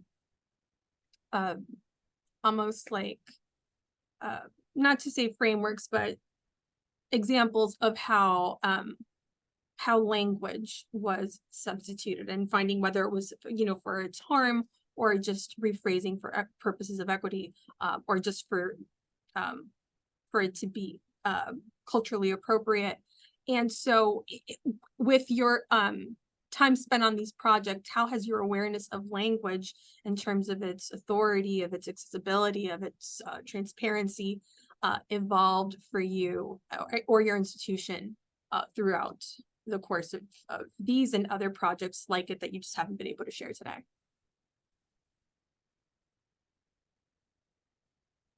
Does this refer to the, can I ask for clarification? Does this refer to phrases like, harm reduction and stuff like that? Is that what we're talking about, or a different? I think it's more of the content that you found in these labels that needed revisioning, with which you worked with partners. How has your awareness of language kind of shifted in its power or, its effective quality? Sorry, Rachel, go ahead. Oh, it's fine. I was just going to offer that I think language is constantly evolving and constantly updating. And so it's part of our jobs in these institutions, just constantly be reading and having conversations and understanding that the label we write today is going to feel outdated in 2 years, 3 years, 6 months. Language evolves. And so I think part of this is creating processes, creating systems that allow us to replace. One of the challenges, we face at the Nelson Atkins is, frankly, some of the labels we were updating had been on our walls for decades. And ideally, we don't keep doing that. Ideally, we have processes in place that we can be more nimble. And I think that we're doing that when we see the opportunities to replace or update, we're taking advantage of those. So we're not just focusing on the special exhibitions that drive all of our attention and our resources, but we're turning back to our permanent collection galleries that sometimes get a little bit neglected. I also just want to shout out, there are fabulous inclusive style guides out there. And it is not on us to build the wheel, reinvent the wheel every time, or build from scratch. There's the inclusive style guide is something I refer to constantly. There are really good external sources. And I'm looking at people nodding here. There's also just a wealth of expertise in this field. With the question of payment guidelines, we do research from a lot of institutions, and sometimes it's just asking hey, do you have a payment guidelines document that we could take a look at to understand? I'll shout out the Studio Museum in Harlem has been incredibly generous with thinking about how they pay folks in different ways. And same with style guides for language. There's a lot out there, and we're all thinking about these questions. So I don't have to craft one that is specific to the Nelson Atkins. I can craft one that is a shorthand that gathers those resources. But this sharing of information, I think, is so important because these questions exist between all of our institutions.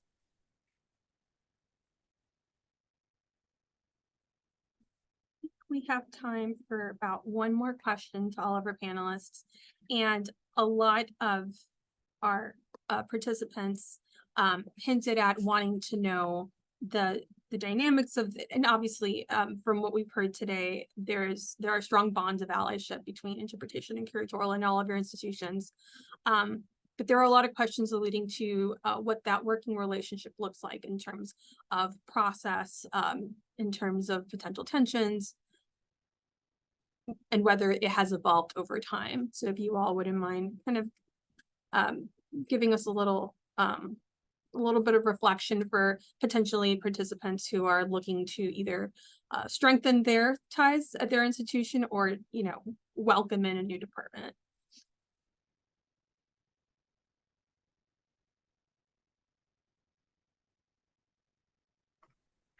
I think this is such an important topic. It almost deserves its own seminar in a way. No. And, you know, Kate and I popped in roughly at the same time to the Corning Museum of Glass, and we're in a very different place than we were 7 or 8 years ago. A much more productive place, I would say. We were always colleagues, and I have always liked Kate and felt like we could work together. But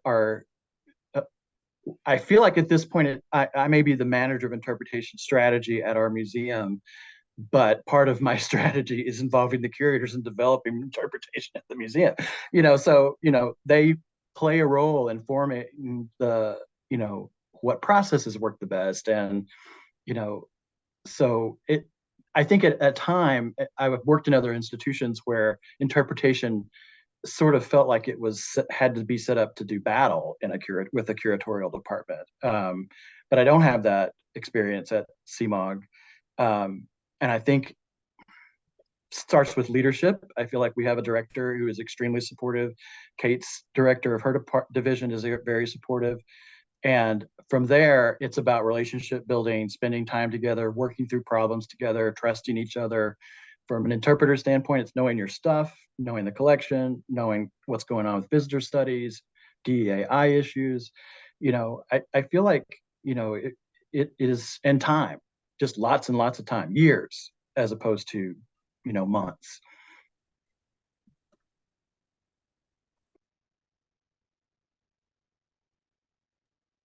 Just piggybacking on Troy, I mean, I think at DAM, you know, even our offices are kind of set up that curatorial interpretation are close to each other. We pop into each other's offices, we hang out, you know, we go to lunch. Sometimes we don't talk about art, talk about other things. And that's how you build that trust.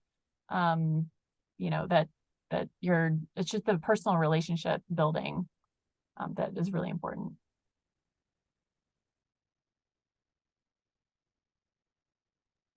I would also just add quickly from a curator's point of view, I'm really empathetic to what Melissa said earlier in their presentation about, you know, curators aren't taught how to write labels in grad school, and that nor are we taught to be humble and have humility in our work.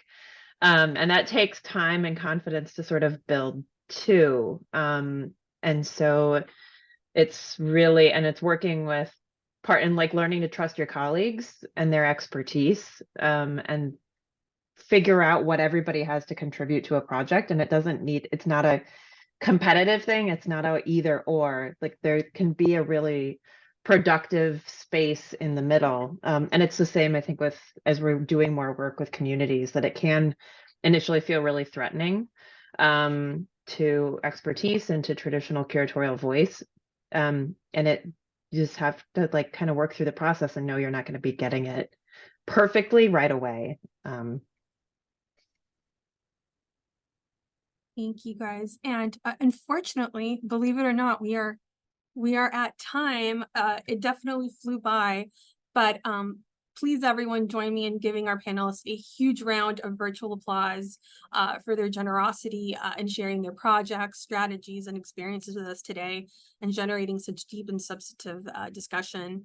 And a heartfelt thank you also to all of our participants for joining us and for your thoughtful questions and taking time out of your day, time being a massive luxury in the museum field, to make this conversation possible. With that, I turn it back over to Anne Showalter, our acting head of interpretation, and for some closing remarks. Thank you so much. Thank you so much, Lexi, and thank you, everybody. This concludes our program. We're so appreciative that you spent time with us today. Before you sign off, if you have a minute, could you please click on the survey link that's in the chat? Take a few minutes to let us know what you thought about today's program. We'd appreciate your feedback. Thank you again to all of our presenters and to the many behind the scenes folks at SAM who made today possible. A special thanks to Kelly Skeen and Lexi Lobina for organizing such a generative, thought-provoking program. We wish you all a wonderful day.